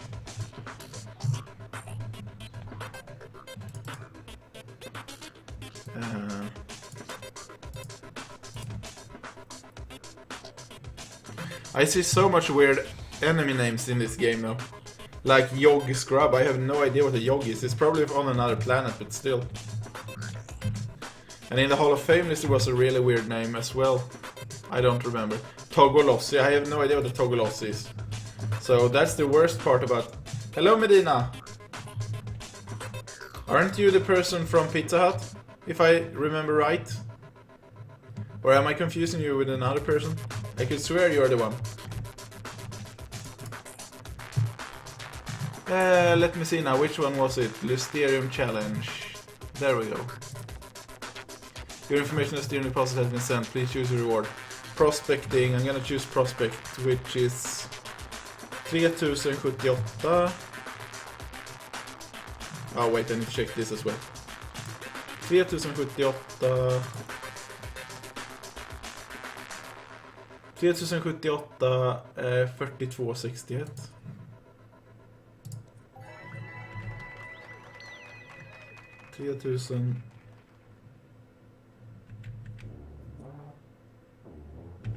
Så han är 42,61. Oh shit. I almost got 1/2 level. Yep, you did. So now I don't need to speak English for you, but I still do it on stream, so you can feel safe. Annoys you. I don't know if you annoy me, but okay, if you want to say so. Where was I now? Lysterium was the one I just handed in, right? Yep. The Imperial Institute wanted to 10,000 points. Yeah, right. That will be done in one afternoon. 5% chance to get 1 point. I like that so much. Oh shit, 30 ped prospecting. I wanna find a massive tower now with... or enormous tower with Lysterium. Just to get this challenge finished. Yeah, I didn't think you actually spoke Swedish a lot. So yeah, I was very surprised. Let's see now, where was I? I was around here somewhere. Fort Fury, right?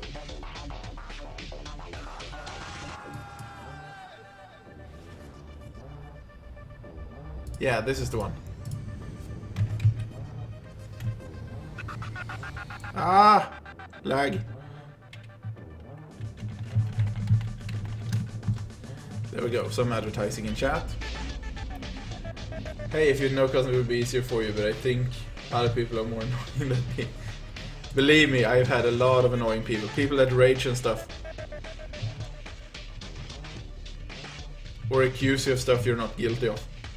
Like one of the worst things that happen is when people order the wrong stuff. And they come and they're like, oh, I want the Louisiana, I want kebab pizza, and then you go and then you type it up on your note block, and then you read the note block, Louisiana, kebab pizza, you go to the cash, enter into the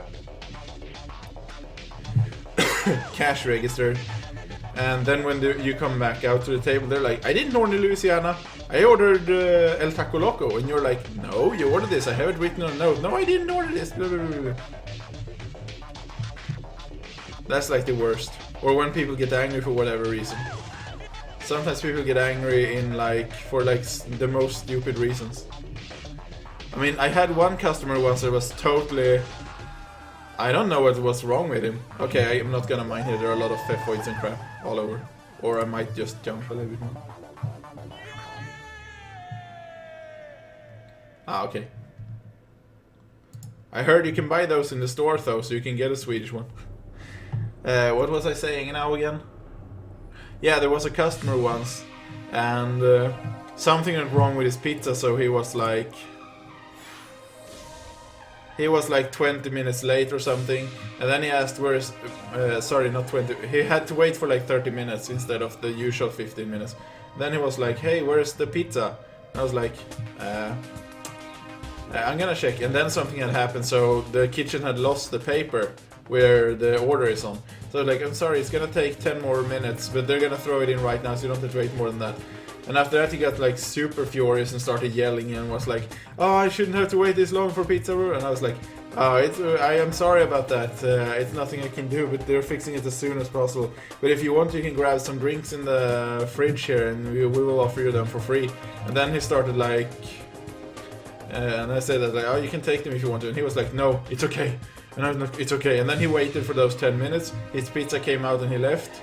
And he was like, And I was like, yeah, you can still take a drink if you want. No, I shouldn't have to ask for, I shouldn't take the drinks here. You should take the drink and you should offer it to me. You shouldn't say that I can't take it. I'm not a fucking beggar. And then he left and he was like super pissed. And I was like, okay, what's wrong with this guy? I mean, we offered him to take free drinks from the fridge. And then he got pissed off and said that we shouldn't tell him that he can do it. We should just give it to him straight away instead of asking or something like that. It was like super strange. And then I have a lot of other stories from like another place I worked at before, where there were a lot of drunk people. But drunk people are drunk people, so there are just bad stories. But yeah, most of the customers are nice. But so every now and then, thankfully it doesn't happen a lot, but like once a week or once every second week you get this super pissed off customer that just refuses to listen to anything you say and that can like harass you. Ah! Yeah, that acts like a total jerk. It's not very common, but it happens.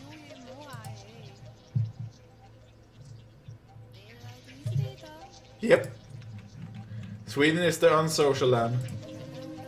If you try to be social with someone, people think you're an idiot and they get creeped out from you. And if you're not social, you get unsocial behaviors instead. So none of the choices right. No, what's this? Foserix. Those aren't very hard, but I still don't want any mobs.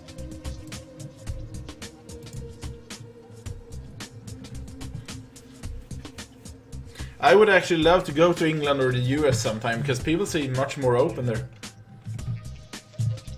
It's like when you watch movies and like traveling TV shows and whatever, it's like people are like super open and start talking with you. And I miss that in Sweden. In Sweden it's like everyone is covering like this, oh shit, there's this person I don't know. I can't say something, I can't do anything. Which is kind of weird, because usually when you meet a stranger and start talking to them, you have a great time. Unless it's a psychopath that makes you like horrified or something, but that doesn't happen a lot.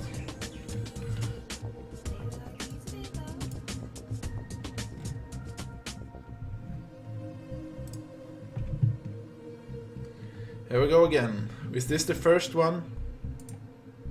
I don't remember. Yeah, this is the first drop on my second amplifier. So let's see how this starts. Oh yeah, sorry. Here we go. Let's see if I find something nice. Please let this be the all-time high I've been dreaming of. I never got an all-time high in this game, but I actually got a really nice loot once. I think it's... No, wait, I replaced that message with a donation message. But I did get a Daikiba of like 18,000 ped once. A Daikiba Prowler. It was when the Fresco Cuda feet were dropping in this game. And I was like, just for fun I went out hunting Daikibas and I was like, nah, I'm gonna get the Fresco Cuda foot. Those sell for 18,000 peds. But instead of a Fresco Cuda foot, I got an actual loot worth 18,000 ped. And I was like, what the fuck? And I was shaking like hell. Yeah, I do that much. I went to the lab from Bloods and I just kept talking so much to the nurse and I think she was kind of scared. I said it's the British way, we don't like quiet moments, we like to feel... Oh, moments, not monsters. We don't like quiet monsters. Quiet moments, we like to fill it with inane. I don't know what inane means, but I kind of get what you're saying anyway. Because I hate that. I actually met... When I was at Comic-Con in Stockholm a few months ago, in November I think it was, I met a girl called Linda Lee, or called Vampy Bit Me. She's a cosplayer, very famous apparently. I had never heard of her before, but whatever. She had a lot of viewers and followers and whatever. And when I started talking to her, she was like super social, even though I had never been speaking with her or anything. And she wanted to hang out with me while we were walking around and recording stuff for my video and everything. And that was super fun. Ah, okay. Yeah, I like the random talk the best. That's the funniest you have. I hate when people just have to talk about serious stuff all the time. And then just sit and stare for nothing. There was a girl at work, I don't know if you ever met her, because she was there pretty short. She was there for like 4 months or 3 months or something. But there was a girl that worked on the restaurant where I work, and she talked a lot. So every time she was working on I saw her on the schedule, I was like, yay, today I get to talk! Mostly. But the problem was that she talked so much that I could almost never speak. Because if I started talking, she started talking and interrupted me, then she just kept talking and talking and talking and talking and talking. But I like that. It's better than working with people who are just quiet. Also, as a streamer, you need to like to talk. So if I was just sitting here totally quiet the entire time, nobody would like this stream. Or like YouTube videos where the people is talking like oh, that wasn't planned. Okay, well, I can't really repeat what I was talking about because I almost forgot half of it. But basically I said there was a girl at work who talked a lot. And I liked working with her because I always had someone to talk to, but the problem was that she talked so much.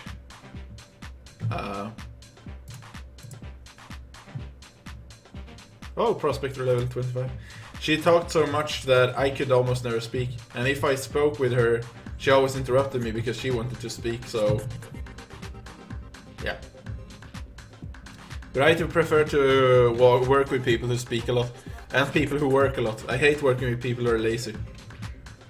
And just hang and, like, don't do the stuff they're supposed to.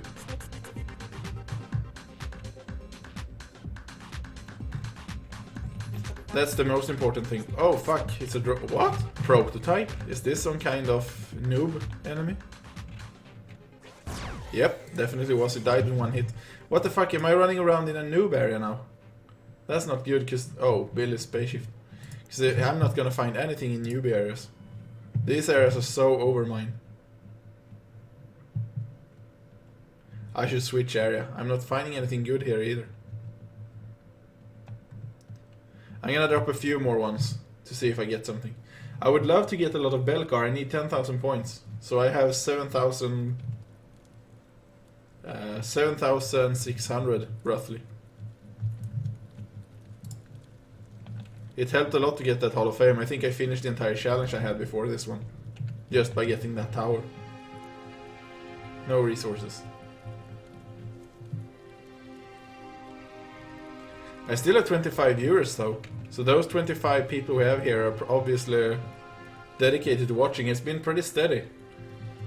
I have no idea what happened before though, because the counter said 35 for a few minutes and then it dropped down to 25 again, so... I think it's Twitch counter that isn't working as it should. I need to log into Twitch now and see how many Entropia Universe streams there are. I am first with 28 viewers. Organize a TP run, 13 viewers. I'm actually the top streamer right now on Entropia Universe, that's pretty nice. But I'm still nowhere near the record. The record I had was 58 or 59, and I was about to hit 60 viewers. And I was super happy. Yes, I'm gonna break a new record, and then my internet died. And I couldn't get it working for like 5 to 10 minutes. And once I finally got my internet working, I had lost like 60% of viewers. I was back at like 20 viewers. I was so... not exactly pissed off, I was more like sad. And disappointed. I was like, yeah, I'm gonna break record. Nope, I am getting internet issues instead. Great. Huh? You should be an EU's main site? What are you talking about? Have they added a feature that streamers who have a lot of viewers get to their main site or what? Because if they haven't, I know World of Warcraft had something, has added a new feature. So people who are streaming in World of Warcraft can get seen in the client loader, kind of. Huh? What are you talking about? Is it on Planet Calypso or entropiauniverse.com? Entropia... I really need to check this. Entropiauniverse.com. Top streamer shows on their page. Oh, there we go. That's really cool.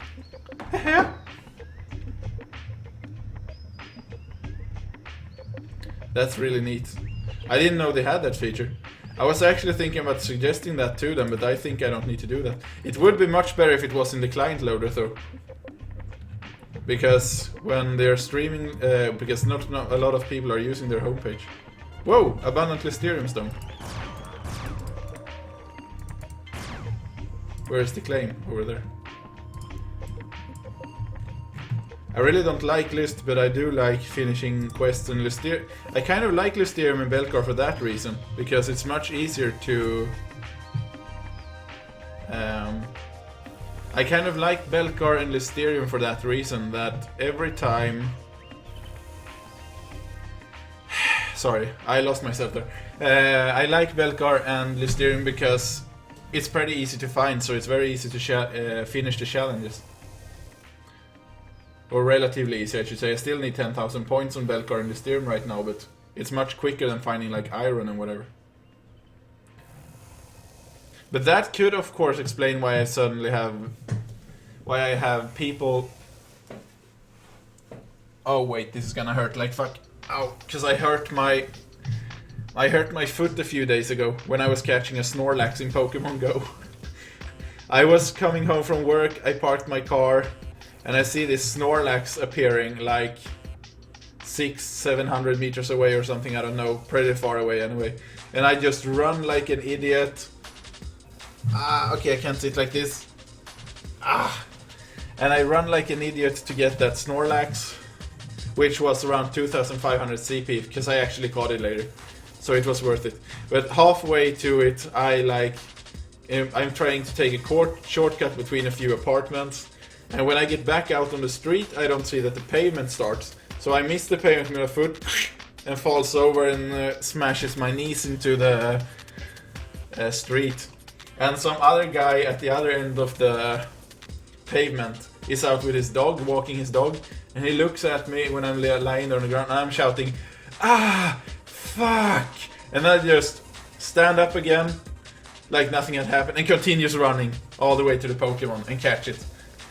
And that guy, I'm still to this day, it happened like 2 weeks ago or something, or 1.5 weeks or something, and I'm still wondering what the fuck that guy is thinking about it. He must be like, okay, what just happened? He must have thought I was a robber or something. But that was really funny. But my right foot is kind of swollen. I'm not gonna show it in Twitch here, but my right foot is very swollen right now, and that's really annoying. Because it's hard to, like, put on my shoes and whatever. I got a leaky tongue the other day outside my apartment. Yeah, I don't know what kind of area you live in which has blue gyms all around. Because around where I live there are like yellow and red gyms. Mostly red, but sometimes they're yellow. The only times they become blue is when I go down and take down the other gyms. But I'm almost finished with my Pokédex now. I only have... oh, what's it called? The upgrade of Duo, I don't remember what it's called. Duo, I think it's called. And then I have... Tangela. And there's one more from Generation 1 I have left to unlock. Which one is it? I need to check now. I only have 3 more to catch, then I caught them all. I have a Chansey though. First time I caught it I was like, no, this is a crap Pokemon, but I'll save it for fun. And then I realized how much HP it had. I was like, oh my god, this thing has almost 300 HP. So once I found all of my Pokemon and upgraded, I'm gonna use the Chansey candy and try to improve it. Or maybe I will save it so I can upgrade to a Blissey. Yeah, I heard, because you said you had a problem. I remember you said you had a problem putting your Pokemon into gyms, because they were already full. Let's see now. And of course I don't have the one from US or Asia or whatever, but if we only take the ones in Sweden, I have 3 left. So I need... Dodrio...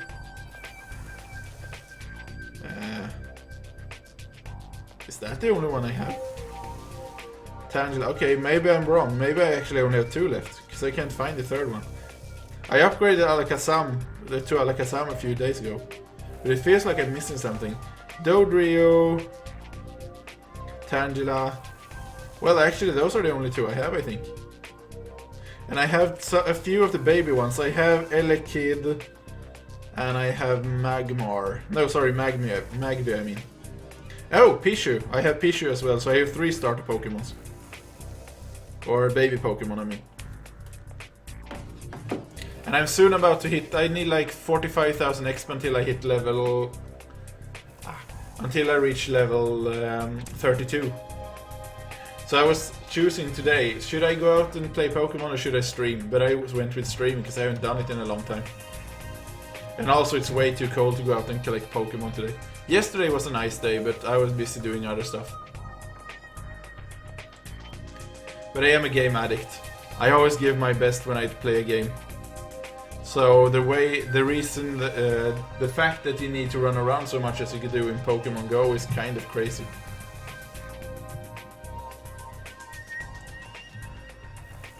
If I want to be the best, which I can't because I don't live in Stockholm, but I need to go out and work. I need to run a lot, and that's gonna be awful. Not because I'm lazy, but because my feet start hurting when I'm out collecting too much Pokemon. But I have a pretty decent top list. All top list. My strongest one is a Dragonite with like 3,100 CP or 3,200, somewhere around that. It's roughly 3,000 CP. And then I have a few... I think I have 3 or 4 Gyarados. And 5 Vaporeons. I could have more Vaporeons, but I'm saving my EV Candy. Because I'm waiting for Umbreon and Espeon or whatever they're called. To me it's cold. It was cold when I went out earlier before. But that doesn't matter, I wanted to stream. I was choosing between this and Mario Maker.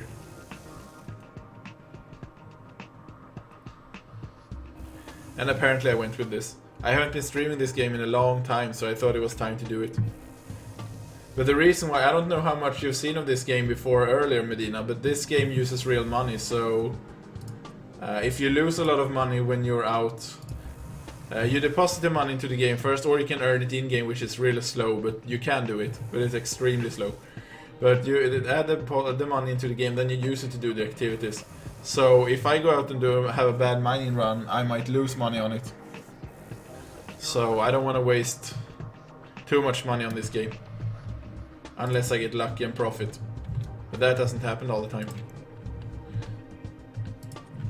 So that's the biggest reason I don't play this game a lot. Otherwise, if I could profit much more in this game, or if I found something super big, I would totally play this game a lot more. Because there is something in this game called Calypso Land Deed, and if you buy one of those deeds, you kind of get a small share of the company's profit each month. So if like... I'm just making these numbers up, so I don't know the exact percent, but say you earn 1% from what the game developers make. Obviously you earn a lot less, but I'm using that as an example. So if people waste like 50,000 or say $5,000 in 1 week, then you get 5 of those dollars yourself. Or $50, I mean, if it's 1%. The natural sum, the real sum is much lower, obviously, but you understand the concept. So the more the game developers make of this money, the more you get as a holder of that deed. So you're kind of a shareholder, or something like that. Except you can't lose on it, you only profit. So it's not really a shareholder, because you can't suddenly start losing money, but... whatever. You partake in the company's profits anyway. So if I found something big in this game, I would buy a few more of those deeds, so I could get a bigger weekly income in this game. And with a bigger weekly income, I could do a lot more streaming. So it would benefit a lot of people, both the viewers and myself. But those deeds are very expensive. There are Arcadian deeds, which are like super cheap, but that's not a very heavy income. And then you have the Planet Calypso deeds, which are from the main...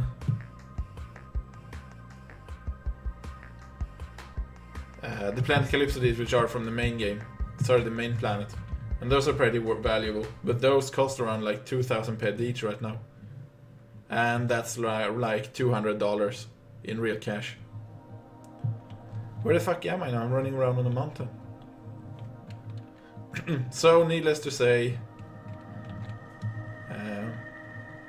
I can't just throw money to the left and right. It would be pretty cool though if I saved all the tip I got on my work and used it for CLDs. But on the other hand, I need to buy food and stuff as well. But it would be really nice if I did that. Also, I don't know how to transfer it into the game because I don't know where you can hand in real money. I don't think they do that at the banks anymore.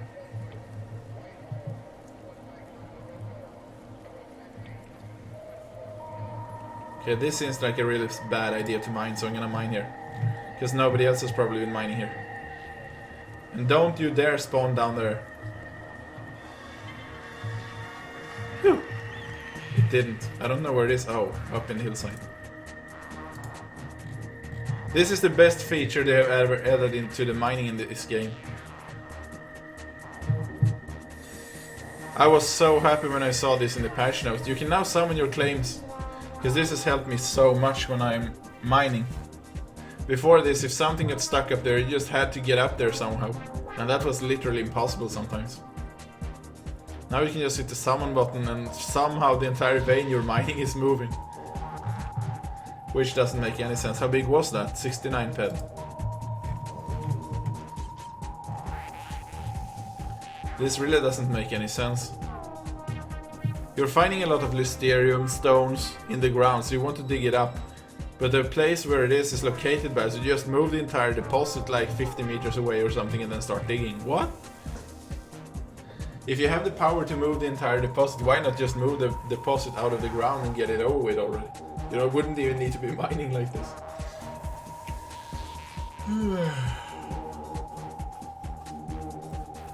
There is actually kind of, it's not really a forest, it's more like a park, but it's like a combination of statues and a forest close to where I live.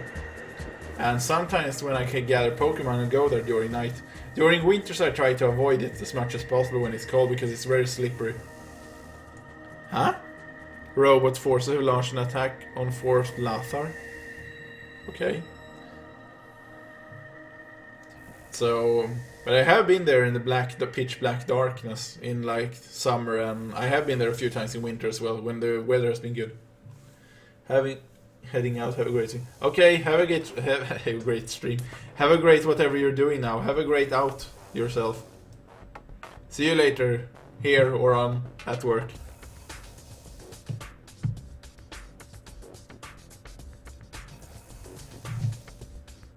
Where's everyone else in chat? Are people still watching? I have 24 viewers. I wonder if viewers from their main page are actually counted into this viewer count. Oh. Apparently I'm surfing on 4G now. It says 28 on their front page.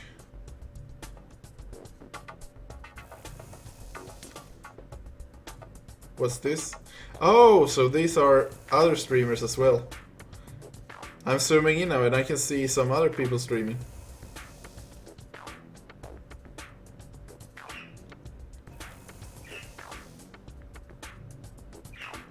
I need to say this, I might use this in a video.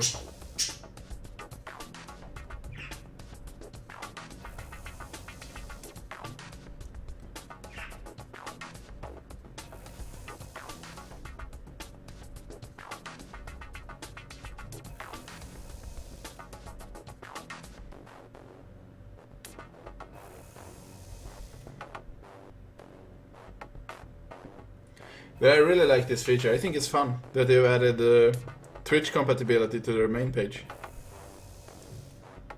And I can see some other people as well. They even say what I'm doing in the stream. I mean my title on Twitch. Level 13 amp ore mining. That's really cool. More games should have that feature. Except the games where I'm not in the top win. I mean, if I went to World of Warcraft, I know there's a girl called Anifusia, or Anifuxia, I still don't know how to pronounce her name. Anifusia, I say it anyway. And she's like, when she's playing World of Warcraft, she averages around 500 viewers. I mean, I would be in a dream if I had 500 viewers every time I was streaming. But I'm dedicating way too little time. Sorry. I remember during summer, during the summer, I was like, okay, I'm gonna have my vacation now. So I'm going to stream almost every day during this vacation and get a shitload of followers so I can start streaming for real. This is gonna be great. And then Pokemon Go came. And I think I streamed one day during my entire vacation. The rest of the time I spent playing Pokemon Go and World of Warcraft. So I was like, okay, screw this. This didn't work as I intended. So I'm gonna have to make a better try the next time I have a vacation.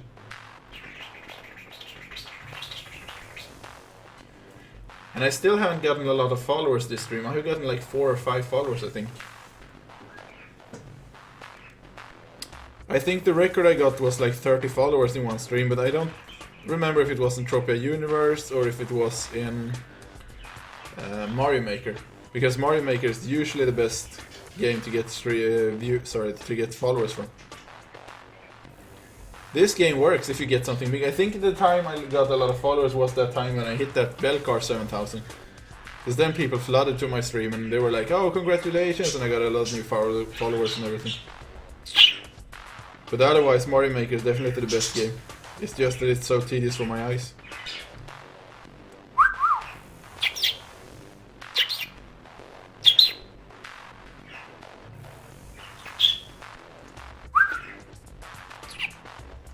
My bird. Let me see now. Huh? Still says 376 here, so it hasn't changed at all. Maybe it will change when I check it later. So I should have around 380 now, because I think I had 374, 376 when I started before. Unless the people just followed and unfollowed. Some people do that because they want the attention. Seriously guys, I have 23 people watching. Okay, 20 people now. So write something in the chat, because I'm running out of things to say. I'm just gonna sit here quiet otherwise.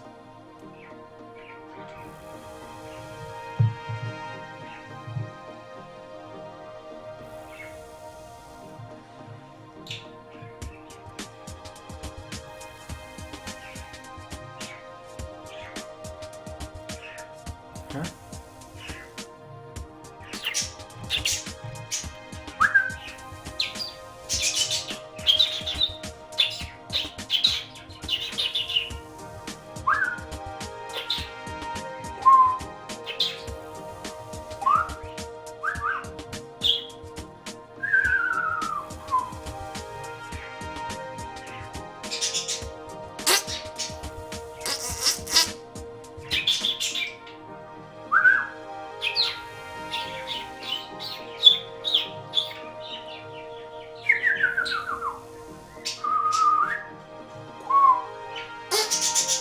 Jävlar.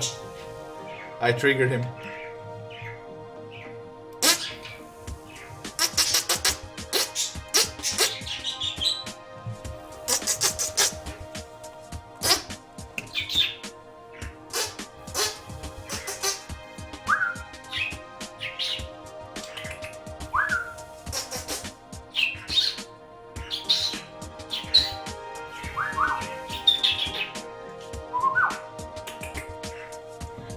Whatever.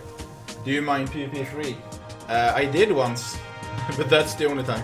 If you mean the old PvP 3, I don't know. Because in another stream, some people call PvP 4 PvP 3 or whatever. But if you mean the one in the Echidna, I have done it. But I never did it on stream, I did it off stream, and then I just edited the footage and put it up on YouTube. Because it feels insane to do it on a stream. People just go there and kill you. And then you lose everything. So that's never gonna happen during a stream, but I might do it sometime off stream. But if you meant this area in Mount Hephaestus, I've never been there streaming or mining. I know there are some, or there used to be some pretty decent minerals and stuff down there, but I'm not familiar with that zone. And also now that you ruined the raiders, but I think, didn't they like add back the raiders a while ago? Because the biggest reason I never went into PvP 4 was because the raider was disabled. And since I don't know the layout of that place and there are so many strong mobs inside there, like Mulmun and whatever, I just felt like, no, it's a waste of time to go in there. I will get killed by the mobs, and if I don't, I will get killed by the players. So I never really spent a lot of time there.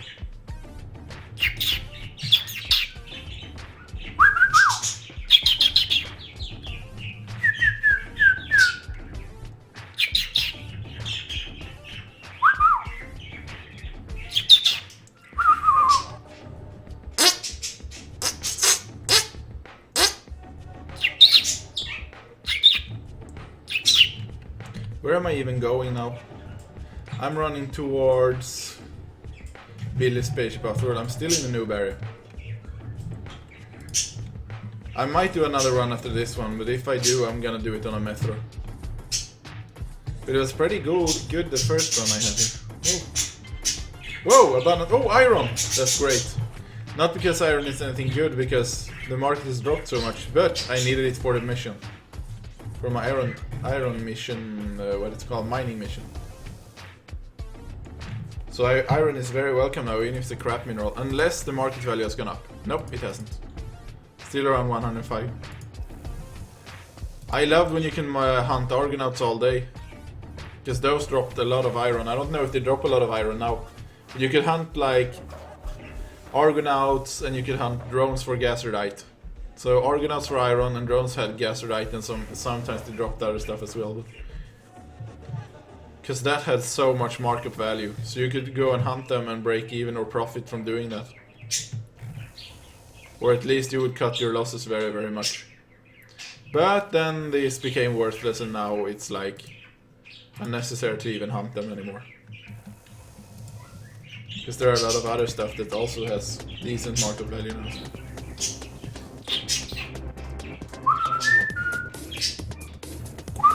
I just wonder something. If my stream now comes, if I have Entropia Universe selected on Twitch and I'm shown at Mindark's homepage now, if I still have Entropia Universe on and play Mario Maker or Zelda or show fucking porn or whatever, won't that be shown on their homepage as well?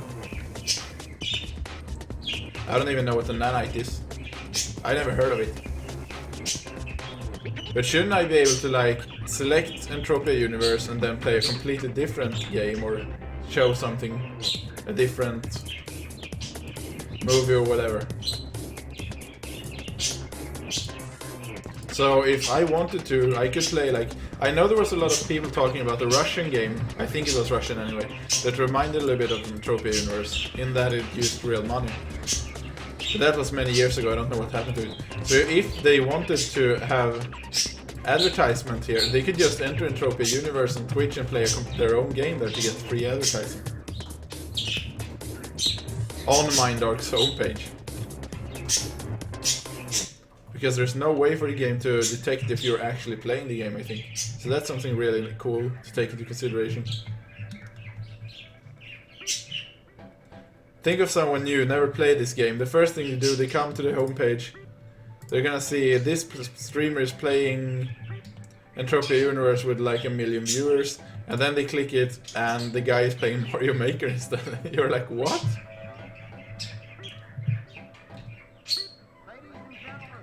Some new item for upgrading Viceroy, also I know it's the mod or whatever now. I don't even know what a Viceroy is. Like I said, I haven't been playing this game in a while, so I have no idea what you're talking about. I don't know what a Viceroy is. And I have no idea what nanite is either. Is nanite an actual item, kind of like the robot beacon or something? So nanite is an actual item, kind of like when you loot items from hunting loot, or is it a stackable resource like ores or end matters? Oh, it's armor, okay. Well, I have never been mining on Arcadia. I've actually never left Calypso. I haven't even been on the space station. But I don't think I don't think it's very likely that I will ever leave Calypso because of the fucking pirates and whatever.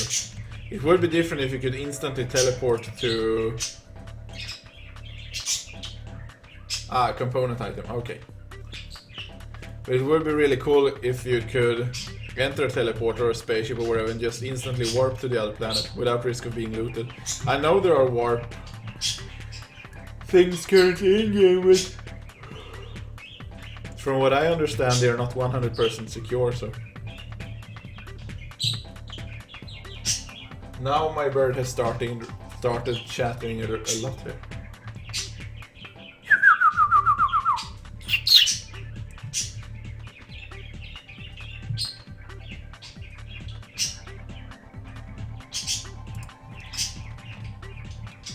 this prototype. I think this is a horrible mining area. There are only like prototype mobs and whatever all around. So I think I'm running around in the newbie area. Whoa. How much was that? Dianum ore. 70 pet. I wonder if Dianum is worth anything these days. Dianum used to be worth a lot. I think it was around 200 per for a while. When I was new. I might be mistaken. It might have been like 120. I need to check to be sure. Okay, it was around 140% anyway. But it was still pretty valuable. Nowadays it's like, what was it? 110%. Okay, it's still decent, but it's not super decent.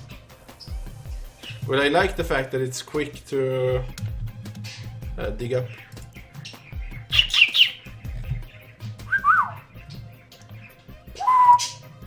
I want to have one of those big Hall of Fames again. So that I can buy some Planet Calypso these. It's pretty awful when you think about it. Even if I got like a 6,000 or 8,000 pet Belcar again like I did last time, that would only be enough for like 3 Planet Calypso land-aids. So it would only net me a really tiny amount of money every month. That's true, I have pretty high depth on this. But the biggest issue is that a lot of people might have already been mining this area. Whoa, Ironstone. I like this area now. I find a lot of rare stuff I don't usually find. Relatively spoken, I know iron and Dianum isn't super rare, but it's still better than Lysterum or Belcar. Especially when it comes to doing these challenges. I wonder if those top challenges are even possible to finish. What the fuck is this? Wow, Ting Tang Walla Balla Bing Bang is my favorite even. What the fuck? What kind of name is this? Is this one attacking me or is it just... Yep, it's attacking. Or trying to attack me anyway.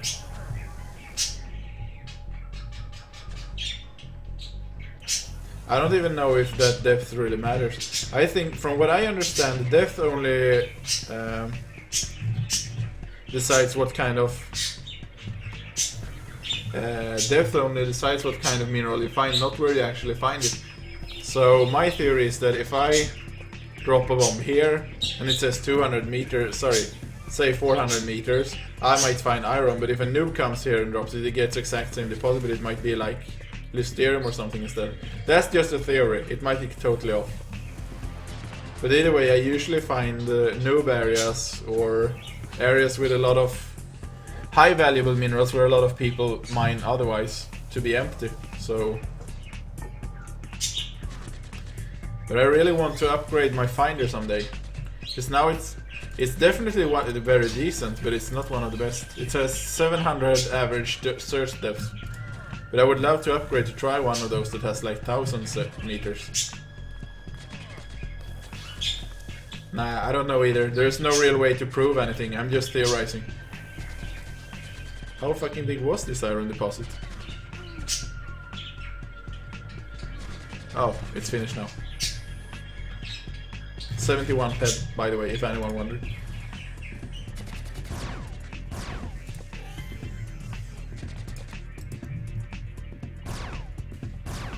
Whoops. Overkill. I understand why nobody wanna mine here, there are too many bots. They're very puny ones, but it's still annoying to have to kill them in between.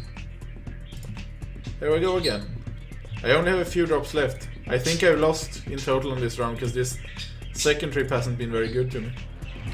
Yeah, I have 3 more drops left, and then I'm gonna go back to town and calculate how much I lost or profited. I know I profited like 200 pets on the first amplifier, so the big question is how much I've lost on this one.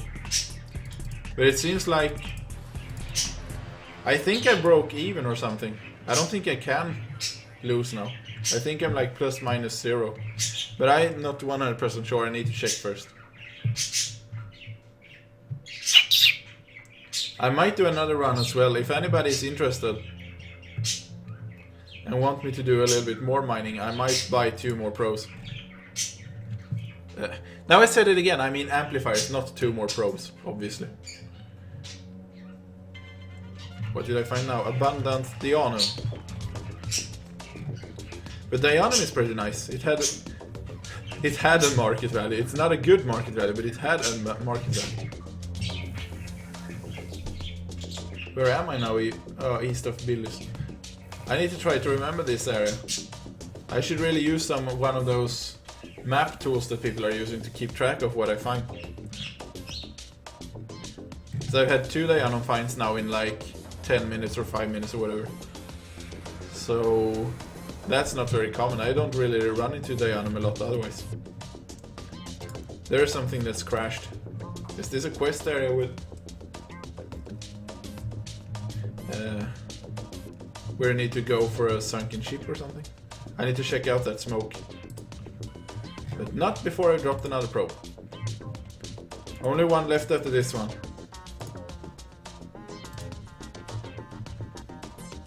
No resources. This is gonna be the last one when I drop it. So wish me luck. It's not very likely that I'm gonna get a super big one, but... I am so... I know there was... In this game there was like a campaign where there was some kind of company who contacted me on Twitch and they were like, oh, we see you're streaming Entropia Universe.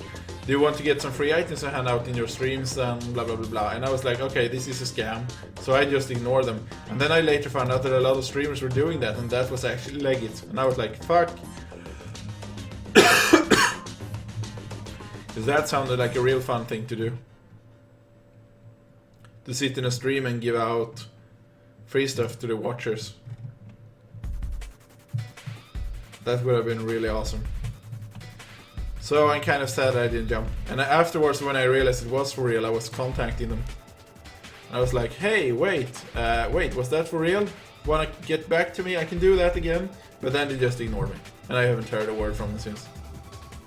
But it's just so weird that it wasn't Mindnote themselves that contacted me, but some weird company I've never heard about. And now I want to use my mount because I'm so used to World of Warcraft right now. You just press the mount button and then you go. Without paying anything. I really need to check this out. This definitely has something to do with a quest or something, but... It's not a quest that I have.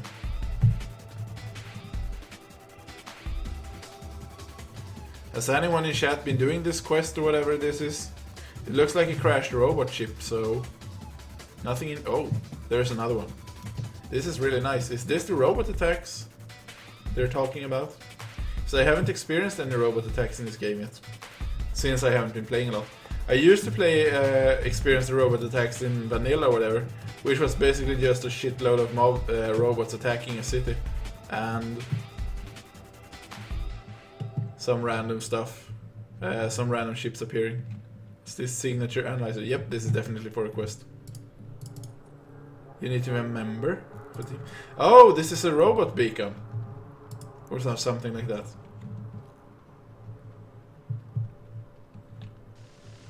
Or a dungeon.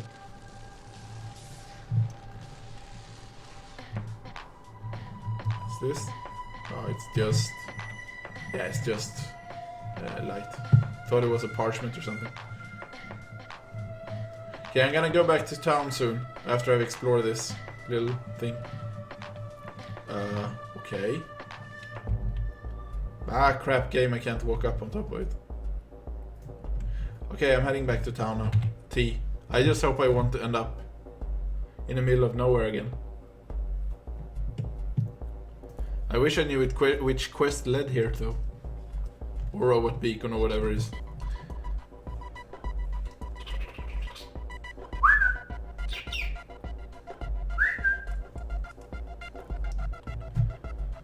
But I had a pretty good run today. I didn't lose massively. I think the worst one I had was... I went out with a level 39 once and I got 1 or 2 hits on the entire run. That was totally awful. I lost like 400 or 500 peds. Okay, not 500. Oh, it might have been 500. Because I think the amps were more expensive back then. But I know I lost a lot of money on that run. And I was like, fuck this.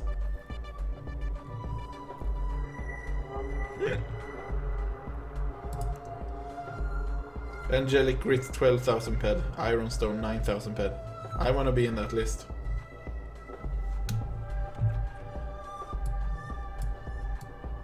What's the minimum one? 241. I need to have... Well, actually I could have taken anything right now. Because there are only 99 entries, so anybody who gets a global now is gonna get the Hall of Fame. But around 240 minimum to be staying on the list. Oh shit, this guy has a lot of buffs. Auto loot, faster reload, decreased generation. I don't know why anybody would want that. This one doesn't work. This one does. What the fuck? Okay, apparently I can't see the other ones. Okay, now to calculate the losses or profits or whatever we have today. So back with this into storage. Inventory, I mean. And there we go. Where's the repair terminal?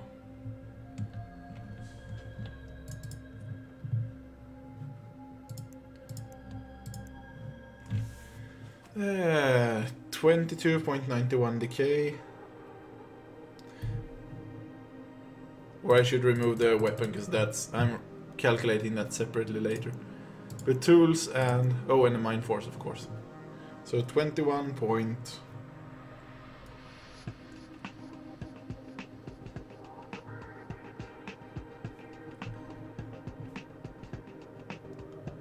Tjugoett, 41.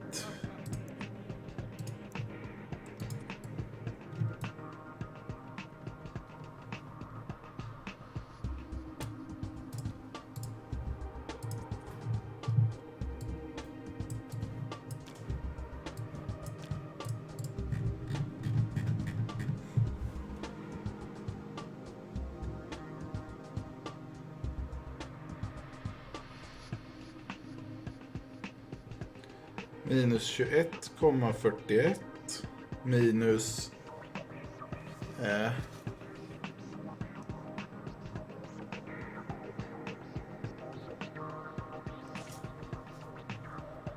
836 plus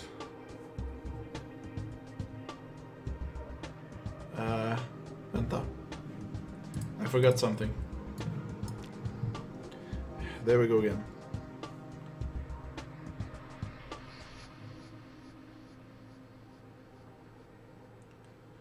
Vad sa jag nu? 21,41 minus 836 minus 60. I actually made 155 ped profit this run. So this is one of those rare occasions where I actually profited. What did I say now? 155.31. So I actually profited this run. I profited 155 ped. That's really neat. I was expecting a loss as usual, so... 2769